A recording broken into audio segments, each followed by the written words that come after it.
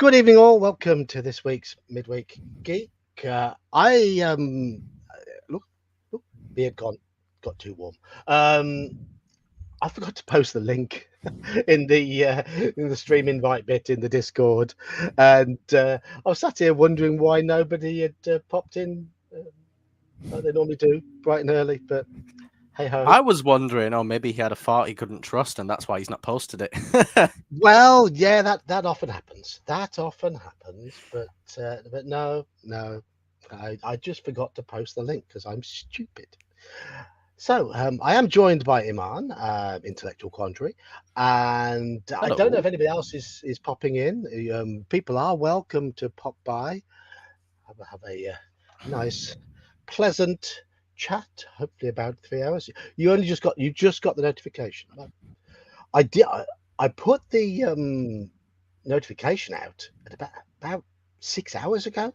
I was really organised because I haven't been at work today, so put the organisation. But I got the organisation done early on. Just forgot to post the link. Right, we have people hanging around in chat, behaving themselves. Hopefully. Oh, we have a slan as well. There we go. Hello. Greeting. Who's been in chatting away apart from you two? We've got Ralph, we've got Halakar, we've got Robert, we've got Elfbait, Mercurius, and we now have two chaps in with me. So, shall we do the gaming catch up? Yes. Do that first. Yes. Yep. Hello, RPG Dad. Yes, I did shave. I basically, I just got out of the bath and thought my beard needs a trim, but I'm going to dry myself first, and I can't be bothered, and it's all coming off. So it all came off. I might sprout a little bit back again. We shall see. But the weather's suddenly got hot here, so yeah, and it's going to be hot for the next 2 days, apparently. Yeah. What's the temperature over there? It's about 24 here. 22 now. We're a bit warmer, I think. My car was pushing 30 earlier. Damn. Oh yeah, man! When I sat in the car on my lunch break, 22.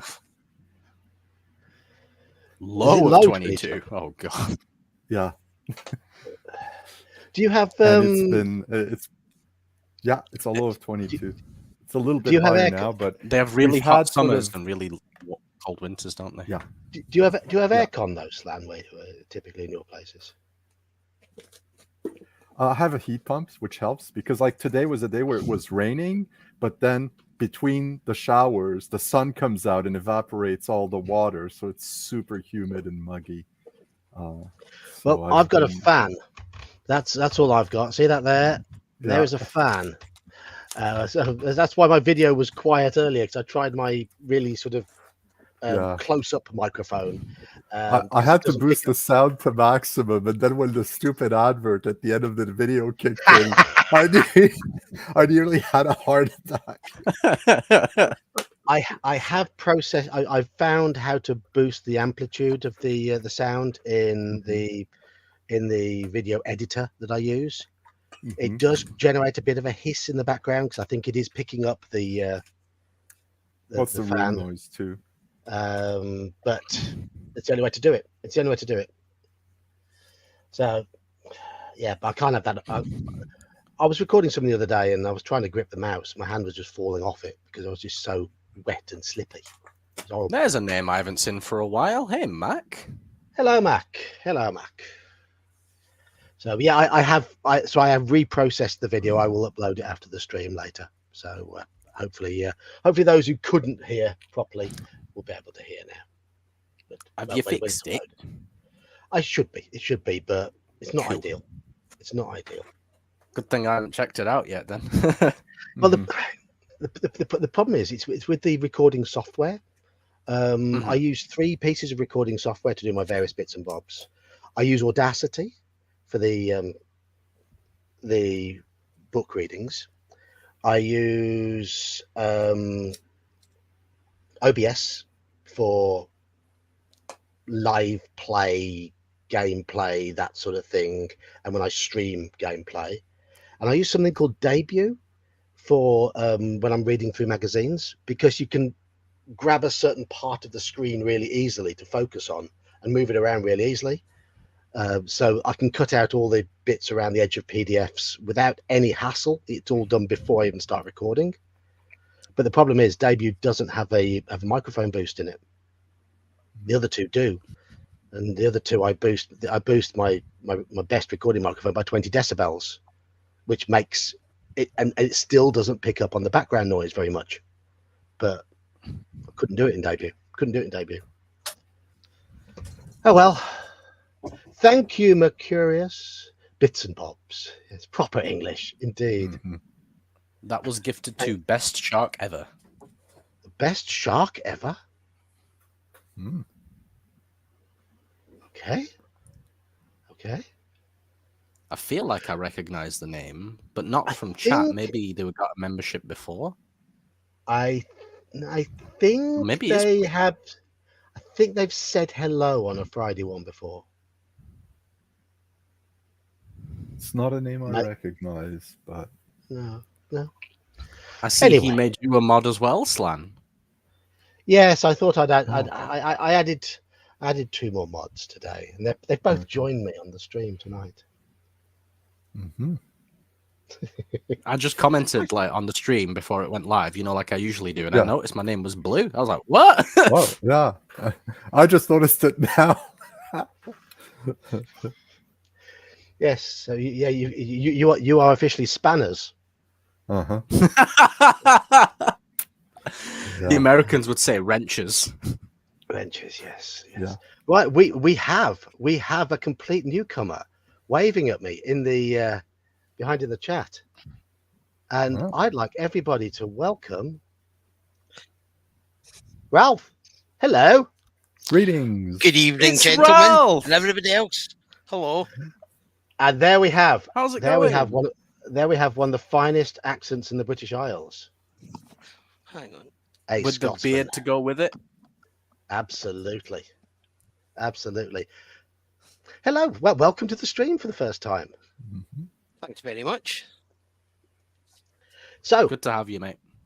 I've just been blethering on for a little bit. Iman, tell people about your recent games. Well, I was going to let Slan go first because he was streaming yesterday. Well, actually, I was out of town last weekend, so I didn't play at any of the games I would have played. I did find some fun books and comics while I was... when I'm out of town, if I come across a comic book store or used bookstore, I always make a point of visiting it because won't get another opportunity otherwise. And I did stream yesterday. I'm planning to run a game at Clericon, and I have to generate the characters for the players. So I thought, well, I have some extra time because I'm off work like you, John, this week. And I decided to might as well stream the process at the same time. So I streamed for about an hour and a half yesterday afternoon as I was rolling up OSE characters. Cool. So, but you haven't played any games, have you? I haven't played any games. I did roll up a character for a DC 20 game, and I still have to complete the backstory for that character. So, good evening, Bear. Hello, Bear. I'm gonna slap you, by the way. Hello. I've been sitting in the wrong room for an hour and a half because I went into your chat, saw the old link because there was no new link yet until a minute before you went live. So I've been sitting there going, where's it go? Let me check and see. He's live. Oh, let's see. Oh, he posted it a minute before he goes. What a knobhead. Yes. Oh, my camera's frozen. Hang on. Yeah. Of course, my camera has frozen. I'll be back. Okay. Well, Iman, tell us about the games you've been playing. There we go. I'll just do that instead. Yeah. So Friday, yes, I played in session 2 of Saxius' heroic game that he's running. Okay. More. which was really, really fun. Got a little bit more into the story. Unfortunately, one of the players couldn't be there for that session. That's okay. But yeah, hey, don't fucking give me that look. You're the one who encourages playing games, and then you Of course I am. Yes. complain that I'm a yes, brazen yes. strumpet. No, no, Saturday, no, I'm not. played I'm complaining OSB about a in the player evening. not turning up. That's what I'm putting. Oh, is that okay? I thought that was at me. Yeah. Okay. Yeah, so Saturday evening played OSE in where were we? We were in Yule. Were we in the caverns? Yeah, you've gone into level 6 Was of the dungeon. level 6? That's what it was. Yeah, yeah, with the weregeese. 6 geese are laying. Yes, yes. And then Weregeese and the little gooselings. Oh, we've lost a bear. yeah, not goslings, gooselings. Gooselings, yes. They're not goslings. No, gooselings. They're not baby geese. And then on Tuesday, yesterday, we played Call of Cthulhu, and it was an amazing session. It was indeed. It wasn't, and we have an artist in the group, don't we? We definitely have an artist. We do, yes. I'm So sure- Anne, who plays in Omen Owl, Brian's Axe game, decided to take over an NPC and just have a little tryout of Call of Cthulhu. She's taken to it like a duck to water. And while we're all sitting there role playing and chatting shit or whatever, she's there doing these amazing drawings and sketches and stuff. And it's honestly super impressive. Yeah, And it's really heartwarming as well that we inspire her enough to do things like that, you know? Yeah. So last session, I got a brutal crit, and she drew that. And session just gone, Manfred's character got a brutal crit, and she drew that. She drew that, yeah, and I'm just gonna hopefully, because you appreciate comic book artwork, don't you, Bear? I'm sorry. Oh, what? he'll probably love this. I appreciate what? She's done like a comic strip of one of the encounters. Okay. So I'm just gonna share. I'm gonna share this because I think. Hi, it's Ralph. fantastic. How you doing, Ralph? Not Hi, too Grumpy bad, Old sir. Slan. How you doing, Grumpy Old Slan? Very true, Andy. Thank you. Mhm. That's neat. Yeah, it's good. Reminds me of That's the grim. old cult role-playing That's game. pretty grim. It's fairly grim, yeah. I mean, it's good, but it. Wow. Yeah. Yeah. She does these while Nice. we're playing. She does this sort of thing while we're Nice. playing. It's Wow, That's awesome, dude. Pretty cool. yeah, pulls it all from her mind while we're playing. Yeah. So, yeah, I love it. Well, I mean, absolutely a love lot of it is from your descriptions, I will say. Like when you were describing that room at the end, you give such a vivid picture, and me and her both went, ugh. it. I should hope you did. It wasn't pleasant. It wasn't pleasant. Well, it's so cool because it's giving you essentially a physical representation of the session, so you can go back and look at that. I don't know, Yeah. a year, 2 years time, and you'll remember exactly when and where that was drawn and the circumstances. Yeah, I mean, what that- city that was in, what happened, Yeah. That was how only we really, that was felt, only really the everything. last half an hour of the session, though. That little storyboard there. It was. It was Manfred indeed the climax, though. Yeah. Manfred Yeah. sneaking in, witnessing the doctor performing an experiment with this bizarre knife, creeping up behind him with his axe, getting the brutal, the top critical, doing enough damage to kill the doctor on the spot, and then they poured some alcohol-based fluid all over the laboratory, set fire to it, and ran. Oh, what- they wasted the alcohol. it was. It wasn't that form I'll of just alcohol, forget about this. unfortunately. Oh, It was methanol. I'd still give yeah, it a go. yeah, it was like that rubbing alcohol stuff. Right. He's like, even stronger. Perfect. That's 99.9%. That'll do it. So, Ralph, first time with Yeah. us. Have you played any games recently?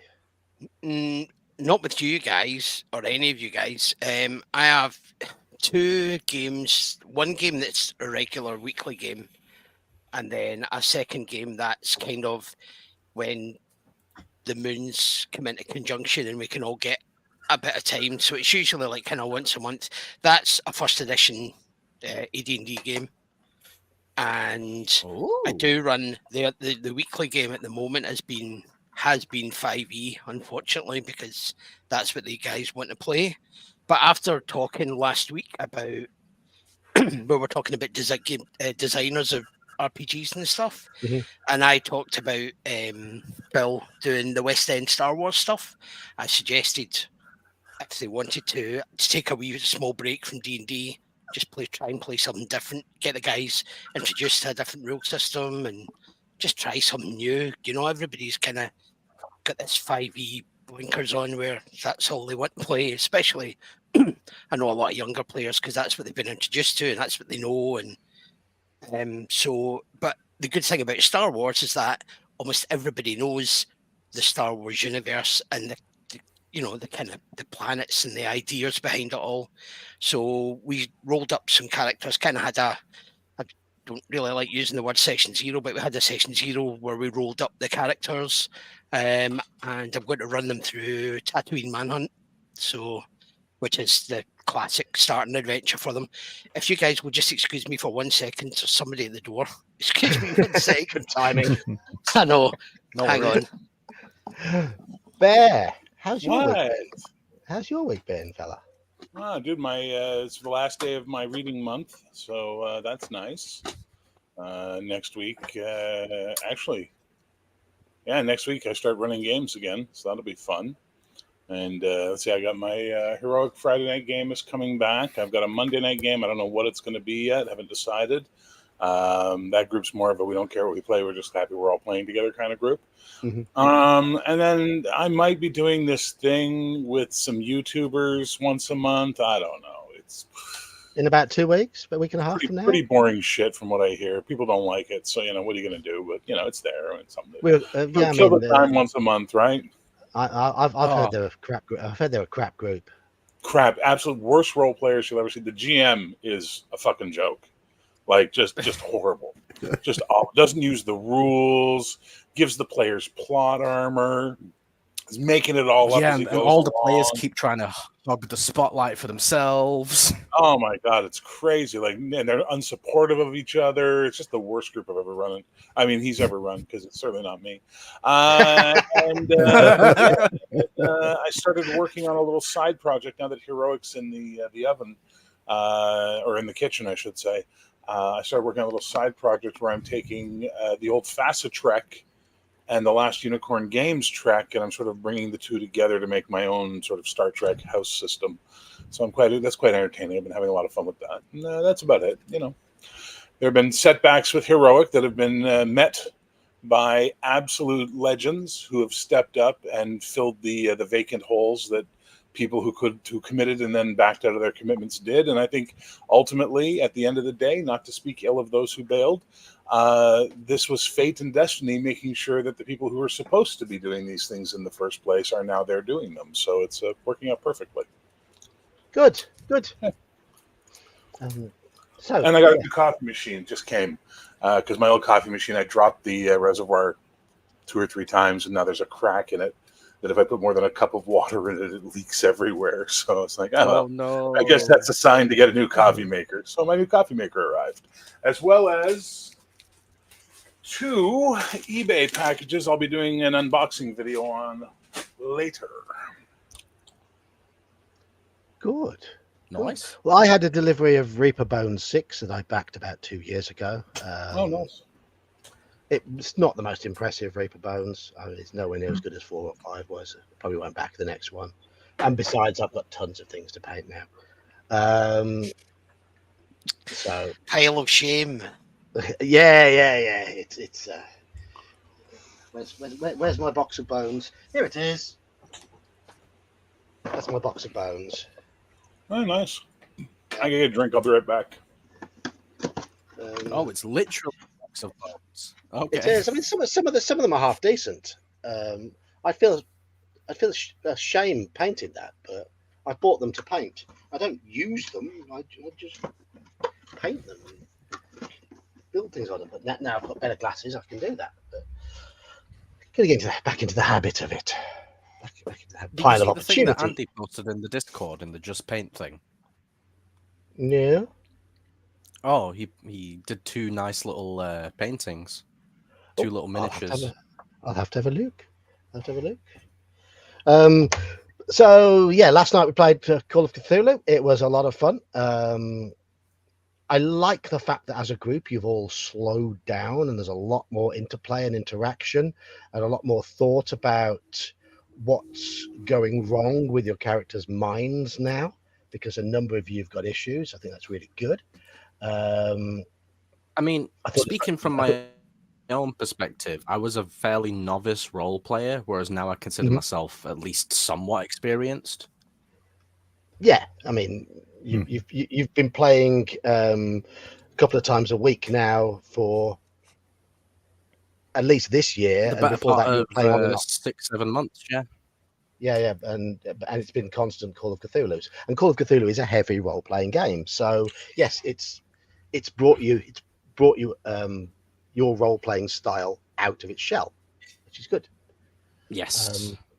I played some D&D on Monday. We had a new player join our group, and he seems to be a decent lad. So looking forward to continuing. Oh, your in-person game? Yes, it's the in-person game. Yeah, the one that Mike runs. Yes, Sausage Man. Yes. I forgot to mention something there that you might like, John. Oh, what? I'm going to be a player in a game on our Tuesday nights, which used to be my Star Trek game. That Cody's running. It's his own house rule system in his own setting called Shadow City. It's 1938, 20 years after the awakening of magic in the Great War, and we're all in a place called Shadow City, basically dealing with magic and monsters and all crazy stuff like that. It'll be fun. Is it his own? What system fun. is it? It's his own system. Oh, right. Okay. Yeah. So, it's going to be a good time.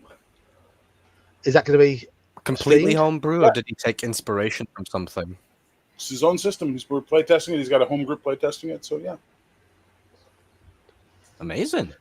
And it's going to be streamed on Tuesday nights on my channel and Cody's channel and probably Sean Major's Musician channel. So Tuesday night, it's going to be early in the morning for me, isn't it? So every other Tuesday, yeah. Every second Tuesday, starting in a couple of weeks. It's obviously going to have to catch up on something to watch in the morning when you're eating brekkie. Yeah, or sat at work, allegedly working. But no, look forward to seeing what because I mean Cody's good. Cody's very descriptive. Cody's oh yes, Cody's a very, very solid role player. So yes, he is. He's a great GM. Yeah, he's got my own heart. Sorry, I know a lot of people pick up on his voice, but his voice really does help. He's got. Yeah, I'm so envious. I wish I had a nice deep baritone that I could use the way. Well, yeah, you've got a deep voice as well. Yes, but. I spent 3 years on the internet having everyone go off about my voice. I met Cody. No one talks about my voice anymore. It's like, God damn it. God dang. my one You've been overshadowed. Oh yeah. I was like that 7 at the beach, and then the 10 showed up, and everybody's like, "Who's that other bitch?" But yeah, played. I ran a session of OSE on Saturday that Iman's already mentioned, and that's been my week. So yeah, there's been games. Call of Cthulhu yesterday. I mentioned it. Okay, we've talked about. I mentioned this, lads. Were you dozing? Were you dozing? Tonight, the part of Daniel Kearney will be played by Grumpy Old Slam.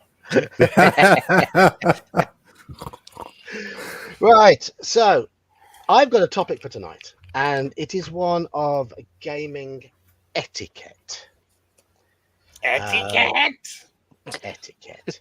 Now I've got 4 subtopics for this: general gaming etiquette, face-to-face with friends,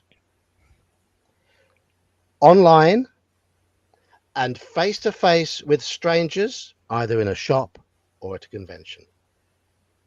and I believe Ooh. that there are things that are constant that are in should be in gaming etiquette, but I think in the other ones there are things that differ. So, my first point on etiquette, Iman, you had a player missing the other night in the heroic game. Did they warn you beforehand? Not me. They might have told Saxius. I'm not sure.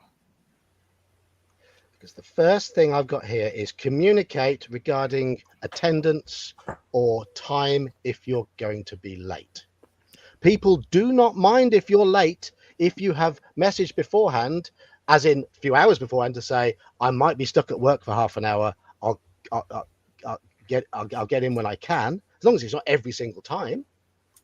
Just communicate beforehand.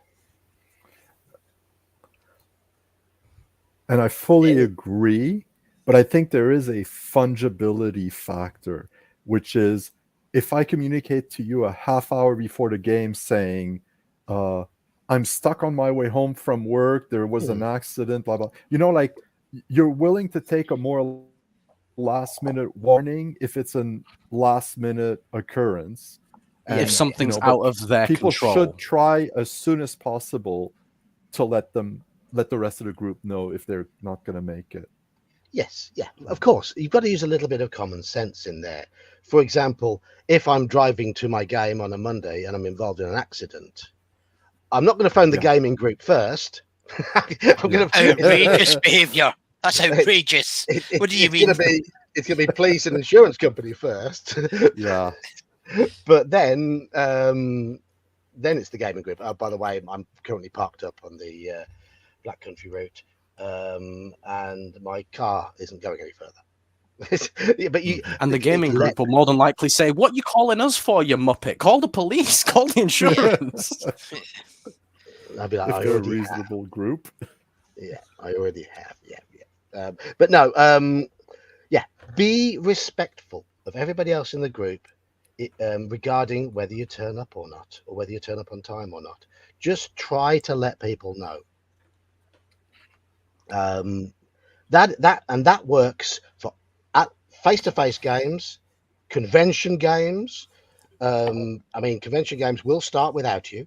That works for games over Discord, over Roll20, whatever. Do what you can to get there on time, and if you can't, let people know.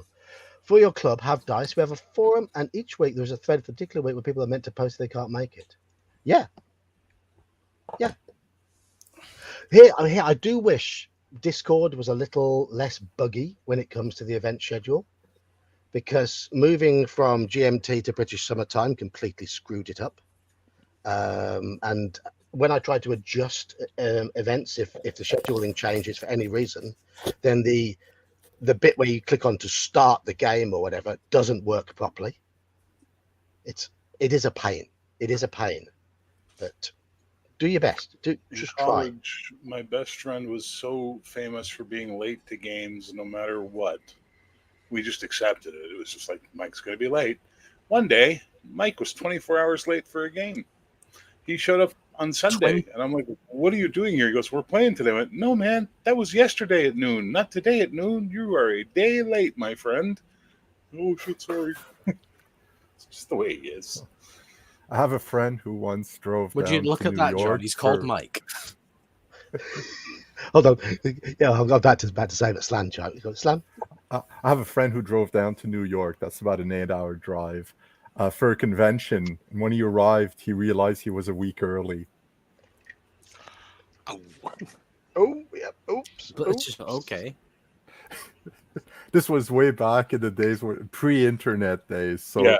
you have a paper flyer, and I guess he wrote it down wrong in his calendar and misplaced or didn't look at the flyer again, and that was it. But no, I echo what Iman was saying there. Look at that. He was called Mike. Yes, our always late player on a Tuesday is Mike.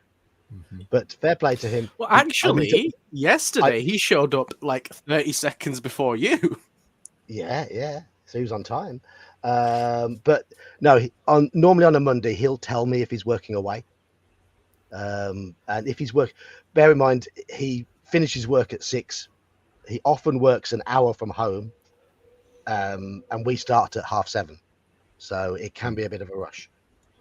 So but he'll let me know. He always lets me know if he's going to be late. So yeah. My other one of generic etiquette is listen, don't interrupt, try not to hog. When other people are talking, try to listen to what they're saying. Try not to interrupt them too much. Sometimes you've got to get a point in, but constantly talking over people is a pain. And don't try and hog the attention too much. Certainly when I'm playing in a face-to-face game, I try and move the spotlight around as much as possible. And so you get to learn the players. Some people don't particularly like having the spotlight put on them, and they're quite happy to sit back. But you've still got to involve them, or at least try to involve them. Like last night, we noticed that Mike was a little bit distant, so I tried to make sure he was still there and everything. It turned out something's going on that was causing problems, but it's if you've got someone who is a fairly nervous player, if you have a group who do a lot of interrupting and talking over each other, that nervous player is only going to retreat even more. Yeah, it's intimidating. It is intimidating, yes. Hello, Janet. So I don't know if anyone's got anything to add to that, or any little anecdotes regarding the listen, don't interrupt, don't hog. Any tips you've got for making sure What people Andy do says listen? there, Yeah. I wanted to say something similar. Like over Discord and over StreamYard and stuff like that, there's a bit of latency issue. Yes. But in person, if you're talking over someone, it's much more obvious and it's more rude. Yes. Could we reword listen to pay the fuck attention? Yeah, you can. Yeah. How about that as an option? Nothing is more arsing off for me as a player and or a GM when someone just isn't paying attention to the goddamn game. You know what I mean? Like, look, you're here for the game. You booked this time for the game. This is the game time now. And instead they're like... Worse. Oh, no, it's even worse in the stream games because they'll start interacting with the chat. Right. Well, if you're interacting with the chat, you're not paying attention to what everybody's doing. You're too busy focusing on that bullshit. Like, I get it. Some of us need attention. Some of us need dopamine hits. Some of us need those things. But you should be getting that from the game. And if you're not getting that from the game, maybe you need to reconsider why you're role-playing at that point in time. Sorry to be that guy, but I'm going to be that guy. Because, frankly, it's exhausting as a GM. And I think with this one, it does depend on the style of game and the nature of your group. My old Friday night group, we used to meet up at the end of the week after a hard week, and it was just a very, very relaxed lads meet up. Don't care too much about the rules. Don't care. The game was very, very relaxed, easygoing, and there was a lot of banter. But you've got to read the room. You've got to really read the room and read the style of game, because a lot of people do like to have much more focused games. And I would say our Tuesday game, our Call of Cthulhu game, is a fairly focused game. Yeah, when I feel the tension ramping up, like I talk a bit less and let the story unfold a bit more. Yeah. And sometimes to get people really into the moment in that game, everybody's got to be paying attention. Everybody's got to be focused on what's being said. And we really don't want little sort of chirps from the background and changes of this topic or anything like that. Especially in the game of Call of Cthulhu. So, yeah, pay attention. Well, it's like you said. There's nothing worse than having, especially if you're not a particularly confident player, when it is your turn to do something, and it doesn't seem like the rest. Maybe not so much in person, but online, when you're trying to do something or interact or tell a bit of the story, and nobody else seems to be paying attention to you, it's just a lack of respect. And then it makes you go, why am I bothering with this? Why am I putting in the effort? And if you're not a confident player and you feel that people are just either plain ignoring you or not interested, then you're never going to improve, because you're just going to go, oh, what's the point? Nobody's. And then it just becomes a dialogue between you and the GM. Whereas if you have the other players are supporting each other, and it doesn't have to be talking over them, it can be even just nodding in chat in agreement with what you're saying. Like maybe not in chat, but on camera. Just getting that kind of confidence is brilliant for new players. I don't really have a lot of those kind of problems, because I don't play very many online games. I think I've played one D&D campaign online, and the rest of my games are mostly in person. That's why I haven't even jumped into one of your games at the weekends, because I'm not exactly sure how the system works. I'm not particularly good with any of the VTTs, so I'm a bit of a Luddite when it comes to that kind of stuff. So I kind of struggle with that kind of stuff. But and then the only other thing I was going to say was when it comes down to the timekeeping thing with my regular game, I try not to demand anything from my players, but if they're not going to show up, they need to give me 48 hours notice, 2 days. That either gives me a chance to change the dynamics and the encounters in the game that we're going to play that night without them, or it means I can maybe get a substitute in, and therefore don't ruin everybody's night. Yeah. Whereas if you can't play because you've only got 3 players and one of them doesn't turn up, if you can get somebody else to play, even just for that session, then you don't have to disappoint 2 or 3 other people. One of the nice things about us on a Monday being able to adding 1 extra player is we're now Mike DMing and 5 players. Right. And we're in a situation, and we've basically said we will play when we've got at least 3 players. Yeah, I've got 4 in my regular 4 players in my regular group that I DM for 5e, and my first edition's got 3 players, but one of them kind of comes and goes and swaps with another person depending on who's got the time off and stuff like that. So, but yeah, it's like everything kind of breaks down to my DBAD, which is don't be a dick, and that comes down to like it's everything. Just be respectful of the people you're playing with, respectful of your DM, because the amount of work that DMs put into the game, the least you can do is show up on time. Bring snacks for your DM. Bring beer if you want for your DM. Do you know what I mean? They're putting in a lot of time and a lot of effort to arrange the game. And if you come in and you brought a 6-pack of beer, 200 XP. Well, no, but no, not bribery. That's different. That's completely different. But just showing a bit of appreciation for your DM, because the DMs do an awful lot of work that I think players don't understand or realise. Plus, you tend to find that DMs are the ones that are buying the majority of the games and the books and the adventures and the scenarios and the miniatures and the pawns and the maps, or whatever. So don't be a dick, basically. See, I disagree with the "don't be a dick" adage, because I'm a dick, and there's nothing wrong with being a dick, and the world needs more dicks. Don't be an asshole. Oh, we're not getting into Team America. I do. No, I do. 3 types of people. I do get into that, because literally, no jokes, Ralph. I sat in the theater and it was like watching my philosophy of humanity suddenly be explained to me. The difference between dicks, pussies, and assholes. I was like, holy shit.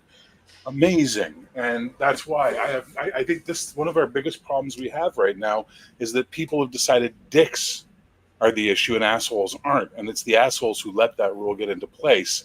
And now we hear everybody say don't be a dick, but the assholes seem to get away being assholes nonstop right now. And I think if we had a bit more of a dickish energy, especially for people who shit on everything and make everything bad, we might actually have a little bit of a nicer world. So personally, I identify as a dick. So there you go. I identify as a knobhead. You are a bell end if I ever met one, sir. I was going to say I'm the bell end. Nah, you're the fucking taint. God, come on, I'm not Love even you, useful for him. Are you kidding? Have you ever had your taint tickled? Well, I'm useful if you want to put someone in pain. I guess that's a good thing.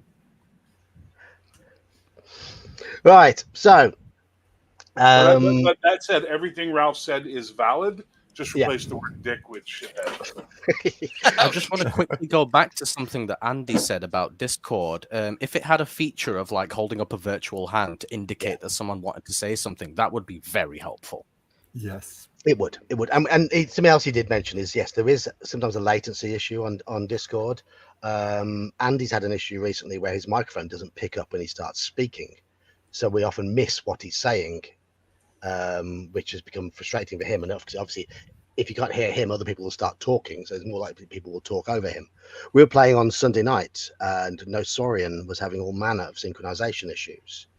And when we switched our video cameras on after the game, we could see that his video was fine, but his audio kept stopping and then falling behind and then trying to catch up. And it just showed that quite often that he'd have been talking, we'd have been hearing what he was saying, but in a garbled way about 20 seconds later. Something to do with Mexican internet, apparently. That's my favorite Wall of You'd Voodoo think song. it'd be the other way around. No, Sorian's from Mexico, and we do joke about Mexican Saxius internet. is curious what he would be if you're a knobhead, I'm a bell end, etc. Saxus is a shaft. Oh. Saxus is 100% the most Ouch. shaftest person I've ever met in my life. Rigid, direct, delivering. That's Shax. And God bless him. We need more of him in the world, that's for sure. Yeah. Can't argue with that. All right, my I'd be wrong. My third thing on etiquette, before I open the floor to your suggestions for general etiquette in all games, which includes all types of games, is please don't ever ask to make a roll. Don't I get a roll or something? Come on, don't I get a roll? Come on. Let the DM tell you when to roll. But I got all my dice right here. I want to roll. Shut it, Bear. Shut it. All right. Let the DM say, okay, can you make a roll? Or can you make a roll for this? If you've got a reason why you think it could be a roll for something else, then's the time to let him know. But don't walk into a room, for example, and say, can I make an investigation check to look for traps, please? Can I make a hide in shadows roll? Say to the DM, I'd like to try and slip into the shadows in the corner of the room and observe what's going on. And the DM will then say, well, obviously then say, okay, if it's applicable, make a roll for hide in shadows, please. It's just, that to me is the I think I'm getting better at that now. Yeah. Oh, I've been trying to get Mike to do that for years. Like role playing the dice roll rather than asking to roll dice. Yes. Role play what you want to do, and let the DM then decide whether a roll is applicable, and it might be negotiable as to which skill is used, but it's the DM who should always be deciding if and when dice are rolled. Yep. I'm going to disagree. Why? I'm right. Nothing wrong with asking. Hey, I think it goes back to what I'm looking around. I have a high investigation. Can I make a roll to see if there's something I'm missing? Nothing wrong with asking. DM says no. DM says no. Except when the DM says no. What I have a problem with is people who roll without asking. They roll. All right, I got a success. Did I ask you to roll anything? Well, no, but I'm rolling my investigation. No, you didn't ask.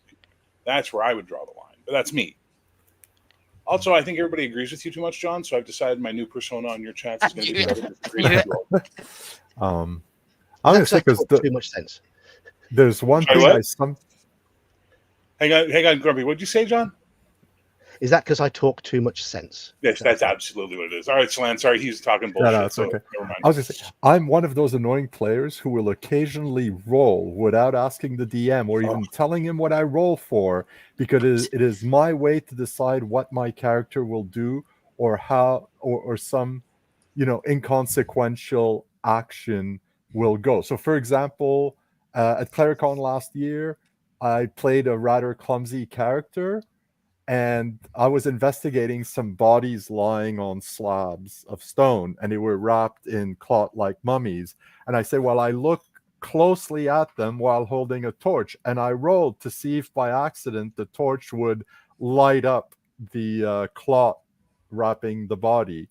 I failed that dexterity check, and then I just said, okay, as I'm doing this, this also happens. I could have just decided to state it, but I decided to roll for it. I mean, that's fine, because you are just you are role playing your character there, and I wouldn't have a problem if things were approached in that manner, because you were not seeking to gain something from that. No. Actually, what it in fact did was, start the whole mayhem of that encounter. But yeah. Yes. But I think it's sometimes helpful for a player to roll to decide, if they're not sure what the character would do, or what, to roll what the outcome is on inconsequential things, or apparently inconsequential things, because something that you could just state in your role playing and that no one would bat an eye at, but you're not sure if you want to do it or not, then you could decide to roll based on whatever feels applicable to you. But that's a really edge case. I do agree that people who roll without even stating what they're going to do first and being told, okay, wait, go ahead by the GM, because that really disrupts the game, because they don't know what's happening next. The GM does, See, I think there's a little caveat to that. Like, someone like me who's never been a GM, that's completely unacceptable for me to do something like that. But someone who has been a GM and knows the rules better, and knows that they're not trying to game the system by doing that role, then that's acceptable. Yeah, but I think one of the problems with I that wouldn't is know what I'm doing. if I decide, like, we're starting the next round of combat, and I roll my attack without even stating what I'm doing. Like, am I using, is my character using his bow again, or is he charging with his sword? You gotta state what you're doing. And also, maybe at that round, the GM says, and at this point, this happens, which totally changes the landscape and your expected actions. So making your role, useless, or, more of a... That's the thing. I don't understand the implications of me doing that as well as someone else would. Yeah. So if I do that, I risk breaking things more. Like, in a Call of Cthulhu session last week, I rolled because I thought I was supposed to, but I misunderstood what was going on. So then I was like, okay, yeah, whatever. And then when it came time to actually roll, I just rolled again. Yeah. I think a misunderstanding is perfectly happens, where the GM says something and the player believes, okay, he wants me to roll for whatever, investigation or something else. And then they roll. But then that's really quickly cleared up, and then you move on. But I think experienced GMs know the way to be told to roll when they're playing. Yes. That's certainly generally the case. Hello, Jackie. Best way to learn a game is to play. Best way to learn a game is to play.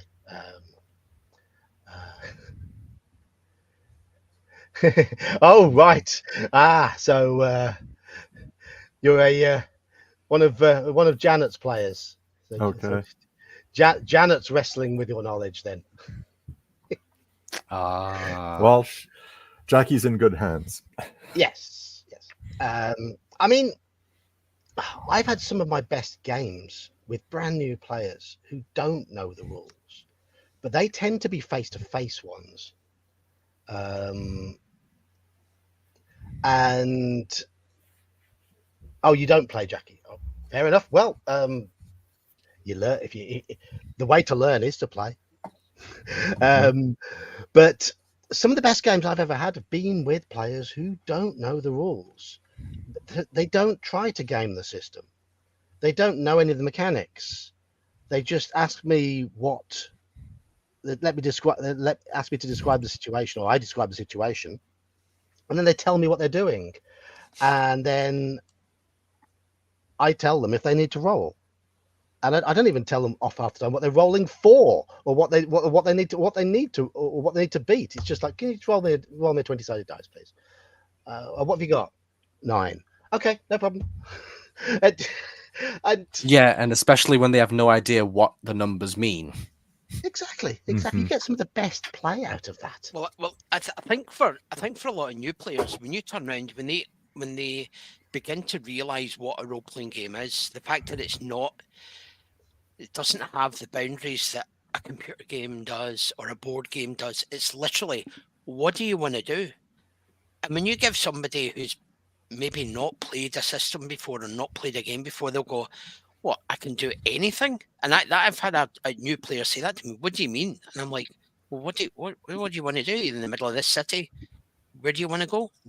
And so just like instantly you can see like little sparks of imagination or whatever going on in their head, because they're like, I can do anything, I can go anywhere. Well, usually the first thing they do is, I want to go and get drunk, which is quite a kind of, it's like, because obviously everybody knows about the archetypes of the trope of going to the tavern and your adventure starts in the tavern, but for a lot of people that's something they kind of relate to, especially, I mean, bars, pubs, whatever, have always been a focal point for kind of social interaction and stuff anyway. So for people to turn around and like giving new players this sense that they can do absolutely anything, which means they don't check the rules and say, oh, well, the DM's not going to allow me to do that, which means they'll maybe suggest stuff that even the DM hasn't thought of. So it keeps him on his toes as well. And that's, you can't, when people have played a game for so long, for 10 years, 15 years, and they know all the ins and outs of it, it's why a lot of the stuff that you see on the likes of YouTube, where this is the best build for a class, and I'm like, that's not how I play the game. And I've never have played a game like that. It's not about a meta. It's not about maximizing maxing your characters. It was literally about doing what you want to do within the game with the character that you've rolled, for good or bad, whatever they are, and you play them to the best of your ability. But it wasn't about, I need to become 4th level cleric and then become a druid, multi-class into druid because I need this. And that was never really part of my game. My game was go out, do adventures, find loot, spend it, and get higher levels, which means you can take on bigger challenges. That was all it was. It wasn't about trying to beat the game, as it were, or come up with stupid combinations of classes that you could do completely overpowered things. And that was what for me, AD&D was great at, because it didn't have any of that. It was the characters always seemed a lot simpler, but a bit more in keeping with just being a normal adventurer or a normal character. I'm like I said, I'm DMing a 5e game, and it's like bloody the Avengers, or you know what I mean? Like by about 3rd or 4th level, the characters are ridiculously overpowered. Oh, he's going to say no, they're not. Is it your birthday? No, I'm going to say this amazing thing happens in role playing when you step away from Dungeons and Dragons. Oh yeah, this amazing thing happens where you start playing games where people don't act like power grading assholes, unless it's champions, and then they do. But otherwise, you'd be amazed at how fucking basic and bobo D&D is compared to, say, Call of Cthulhu or my own beloved Marvel superheroes or Cyberpunk or any other game out there. It's amazing how much that bad behavior breaks on those games, because those games aren't a bunch of hyper-linked subsystems that I've always said this is one of these jokes I love to make. It's one of my favorite lines from Buckaroo Banzai, which is my favorite film, which is when they're in there doing the brain surgery and he says to me, oh, no, don't tug on that. You never know what it's connected to. That's how it always feels when you try and house rule or change things in D&D. Don't tug on that. You don't know what it's connected to. And then 3 levels later, it's going to break the game. Yeah. You get away from that. I just need to dive in and say I'm having some audio issues, so I'm just going to have to reset my headphones. So we still love you. Talk amongst yourselves. No. Did you hear that? Okay, we still love you. No, you didn't hear it. Oh well. Now we hate him. But anyway, happen again. That was his one chance at love, and he missed it. Yeah. That's the story of an Englishman. But the point being is that when you get away from class level systems, it's amazing how much better the role playing will be. People stop looking at their character sheets, wondering about what they can and cannot do, and they start playing their characters. D&D inherently, as it's grown, and especially since 3rd edition, has forced you to look at the character sheet more than what your character would do and worry about what this and what that connects to be able to choose what you're going to do in a round. So yeah, in D&D, absolutely the players need to know the rules. Other games, you can loosey-goosey it until they pick it up. At least that's my opinion. Slan, tell me I'm wrong. Come on. I don't disagree with you, actually. I was looking for an argument. I tend to try to avoid looking at my character sheet in general when I play, and just try to go with what I think would be a good idea for the character to do. Sorry, Slan, can I interrupt you? I have to address Kabuki Kid and Mac thinking that I think only bad players exist in D&D.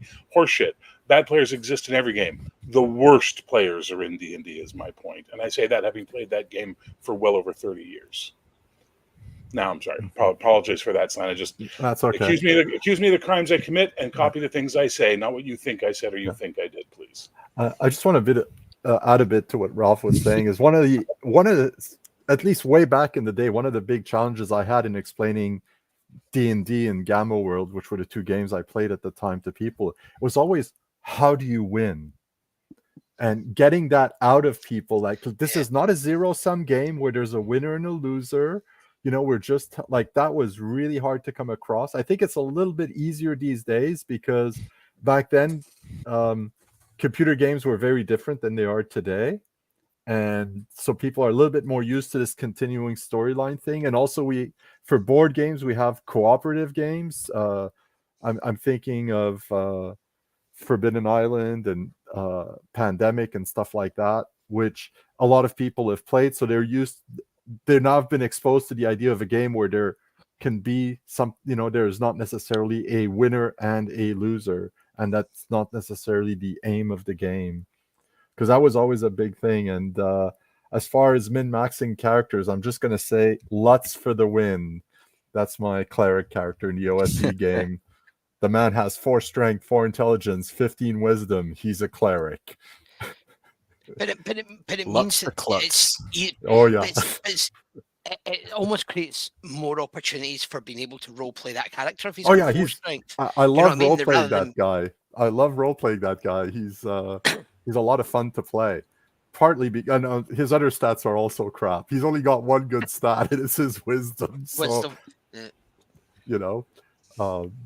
but yeah, you can have a lot of fun with some very subpar characters. But that's difficult to explain to newer players who, when you ask them to roll for statistics or whatever, they're automatically thinking, I need to roll the best.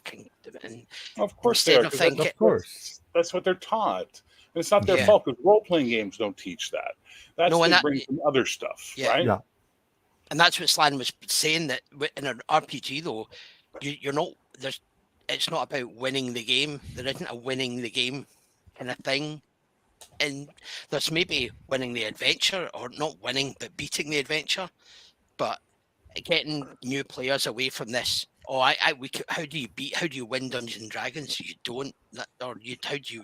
I had a friend who made a wizard one time, and he had 118 in his pile of numbers, and he had a 9, and he put the 9 on intelligence, and he put the 18 on dexterity, and everyone was like, "What are you doing?" He goes, "No, my guy's not much of a wizard, but he can get the hell out of the way." And I was like, "That's fucking brilliant." Ninja wizard. This absolutely just cowardly fucking quick on his feet guy who's not so smart but can cast basic spells. It was fun. It was a great character. Died, but great character.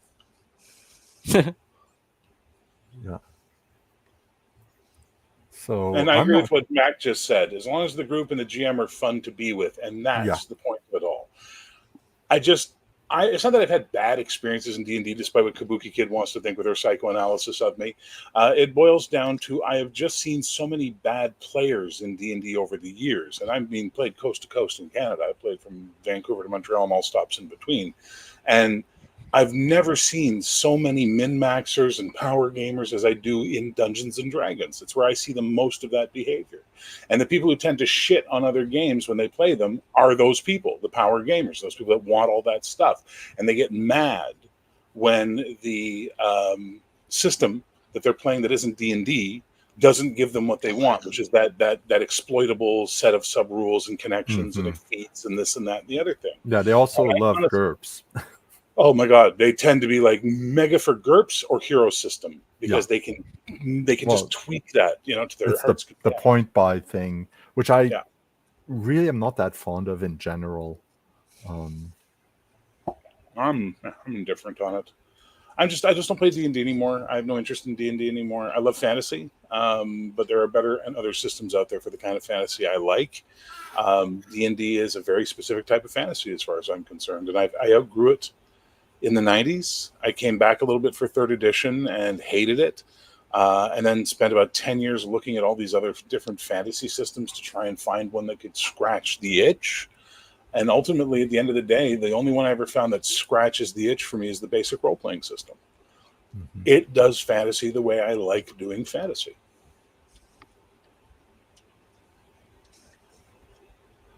IQ, anything you want to jump in on, buddy? Yes. I'm just thinking that's what we're going to be playing in a week and a half's time, right? Yeah, basically. That's right. Basically. Okay, so you changed the system for those games? Yeah, we're no longer using Palladium Fantasy because, first of all, it was a mistake to use Palladium Fantasy 2nd edition. We should have used 1st edition. Okay. It's a much more streamlined and better organized game right out of the gate. But we wanted to support the latest thing from Palladium and all that stuff, so we were trying to be cool about that, but it was a mistake. Secondly, the more I've run the game, the more I realize the type of game we're running does not benefit from a class and level system. In fact, a class and level system is hurting it. So it's better for us to use a system of meritocracy.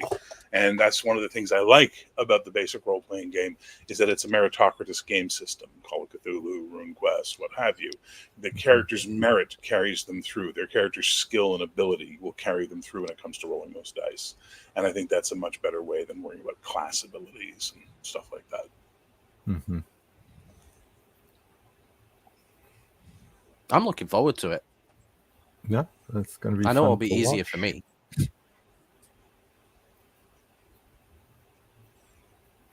Yeah, Vampire the Masquerade tends to be a really good gateway game for new players because they can get their brains around the idea of the especially in their 20s of the club monkey vampire than they can over the murder hobo usually.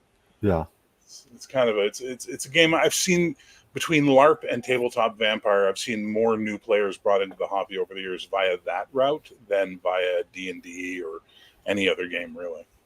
Yeah, it brought a lot of people into the hobby. Never played it. It was an interesting idea. I preferred it in LARP. I loved Mind's Eye LARP. Like Camarilla LARPs were so much fun, but as I was in my 20s, it's what you wanted to do in your 20s, But it's a different beast. And I have never in my life seen as many female players as I did at LARPs. Like there were a couple of LARPs I played in. There were literally like, let's say there was 200 players, 110 to 120 were female. You know what I mean? It was insane. It was like such a diametric shift in behavior. You know what I mean? And that was kind of the fun part of it. Different energy, very different energy. Where the hell's John? I don't know. Actually, we need to track when he got off because I think he, as the host, StreamYard will kick us all off. I think it's 20 minutes or half an hour after the host is gone. Oh, it's been about 7-8 minutes. Yes, Buffy is a great game. And you want to see something, Mac? Hang on, Mac. Just arrived in the post this week. Oh, nice. From the UK, no less. Probably one of the best books other than the Slayer's Handbook for the game system. But I love the Buffy game. I ran the Magic Box. Yeah. Is that euphemism? Well, did you ever watch the show Buffy the Vampire Slayer? Nope. So there was a magic shop called the Magic Box Right. where they would go The buy 90s stuff, one. right? Yeah, the 90s Yeah. one. The Yeah. 90s Yeah, one. I sort of remember it. My sister used to Hey, watch it. John's back and go get my goddamn coffee now. Yeah. Yeah, but No. Bear's been keeping the chat alive, man. Yeah. I basically We're had to. arguing, basically. I had to reboot and then I've got a little USB extension which has got like about 7 or 8 ports on it, and that stopped working. Oh. And I've had to put that into one of the ports on the back of the computer rather than the ones at the front. For some reason, the front ports don't like it anymore, and I've had to rejig all the wires, and then I've had to tell all my software, Firefox, what I want to be my default camera and microphone and headset, because it wasn't. It automatically picked up the wrong ones. So yeah, it's been fun. Anyway, cheers. If anyone's had to go, see ya. Thank you. Yeah. Thank you, Well, Bear, you're for looking after things. You're welcome. Thank you, Bear, for looking after things. So where did you go after I had to go? Oh, we were just talking about stuff. Don't worry. Yeah. Waiting for the Nothing on next topic. Yeah, nothing on topic. Yeah. No. Bye, Nothing on Jackie. topic. Take care, Jackie. Well, the next bit for me with the topic was for me to ask you lot if there's something that I've missed from my 3 core principles of things, gaming etiquette. Knowing what your All fucking day. character can do. Hmm? Knowing what your spells do, knowing what your what powers and abilities you have, knowing how they work in game, that's a big fucking help and a good thing for players to know. I think that I'm going to be depends on the even game. more basic. Bring your stuff. Bring your paper, your pencil, your dice.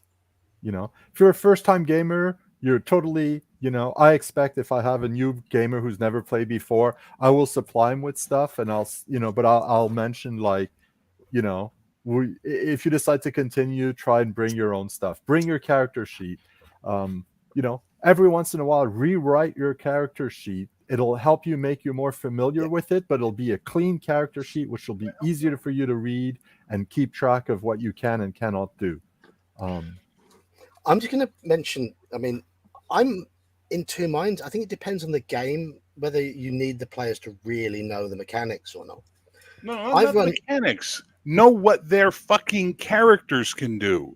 Nothing bogs a game down more than, okay, it's your turn, Steve. What do you do?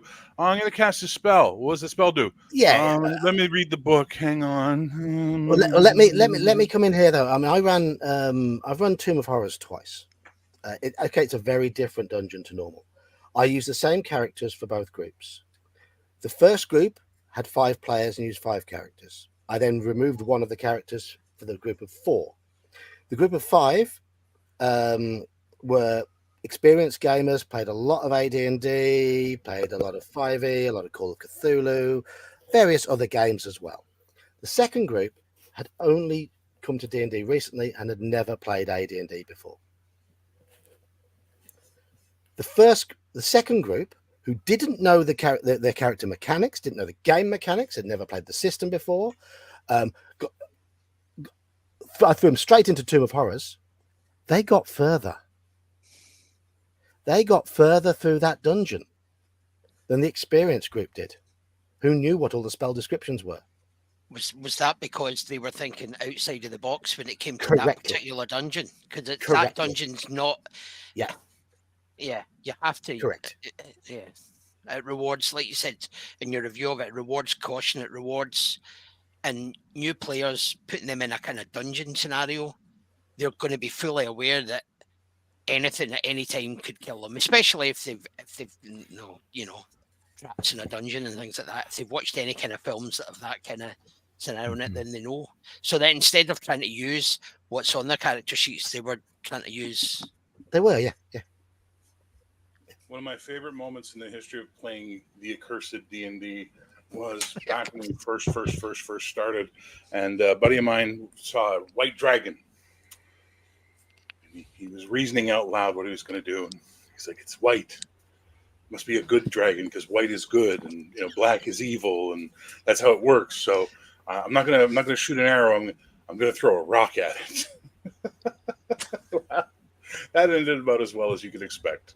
You know, As he was And, immediately deep frozen and exactly. ice cubes. Yeah. And re-rolled.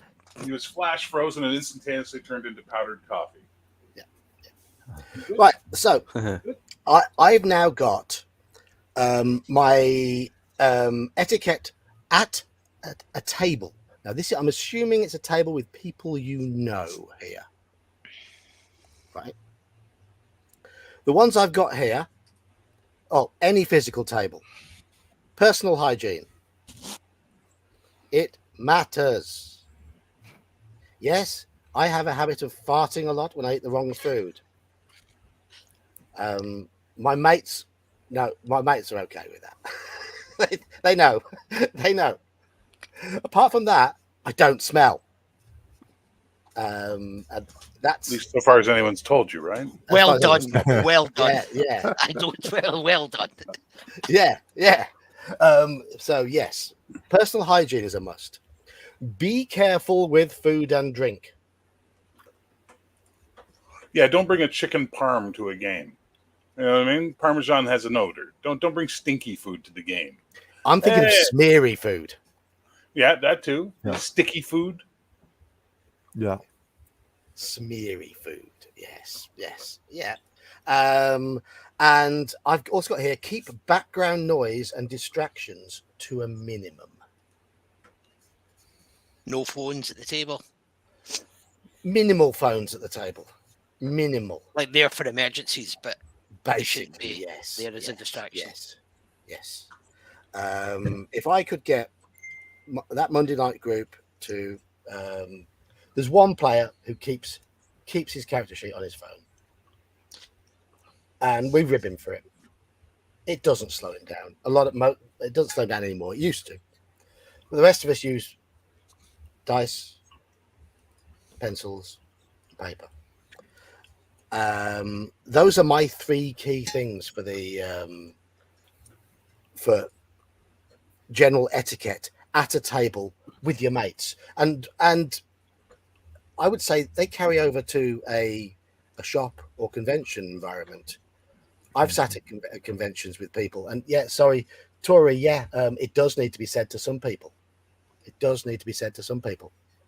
Oh dear God! It needs to be said to some employees. We used to have orientations at one call center I worked at, and the HR guy would hand everybody out a little like a plastic, like a Ziploc bag with toothpaste, toothbrush, mouthwash, and deodorant. And just go, here you go. You know, put that in your locker. It works. You always have it on you. You know, because some people stink and they don't know that they stink, or they don't care that they stink. Yeah, I always have gum on me, and if you have bad breath, have some gum. And like 75% of people go, "Oh man, I'm good," and I'll just go, "Really? Have some gum. Have some gum."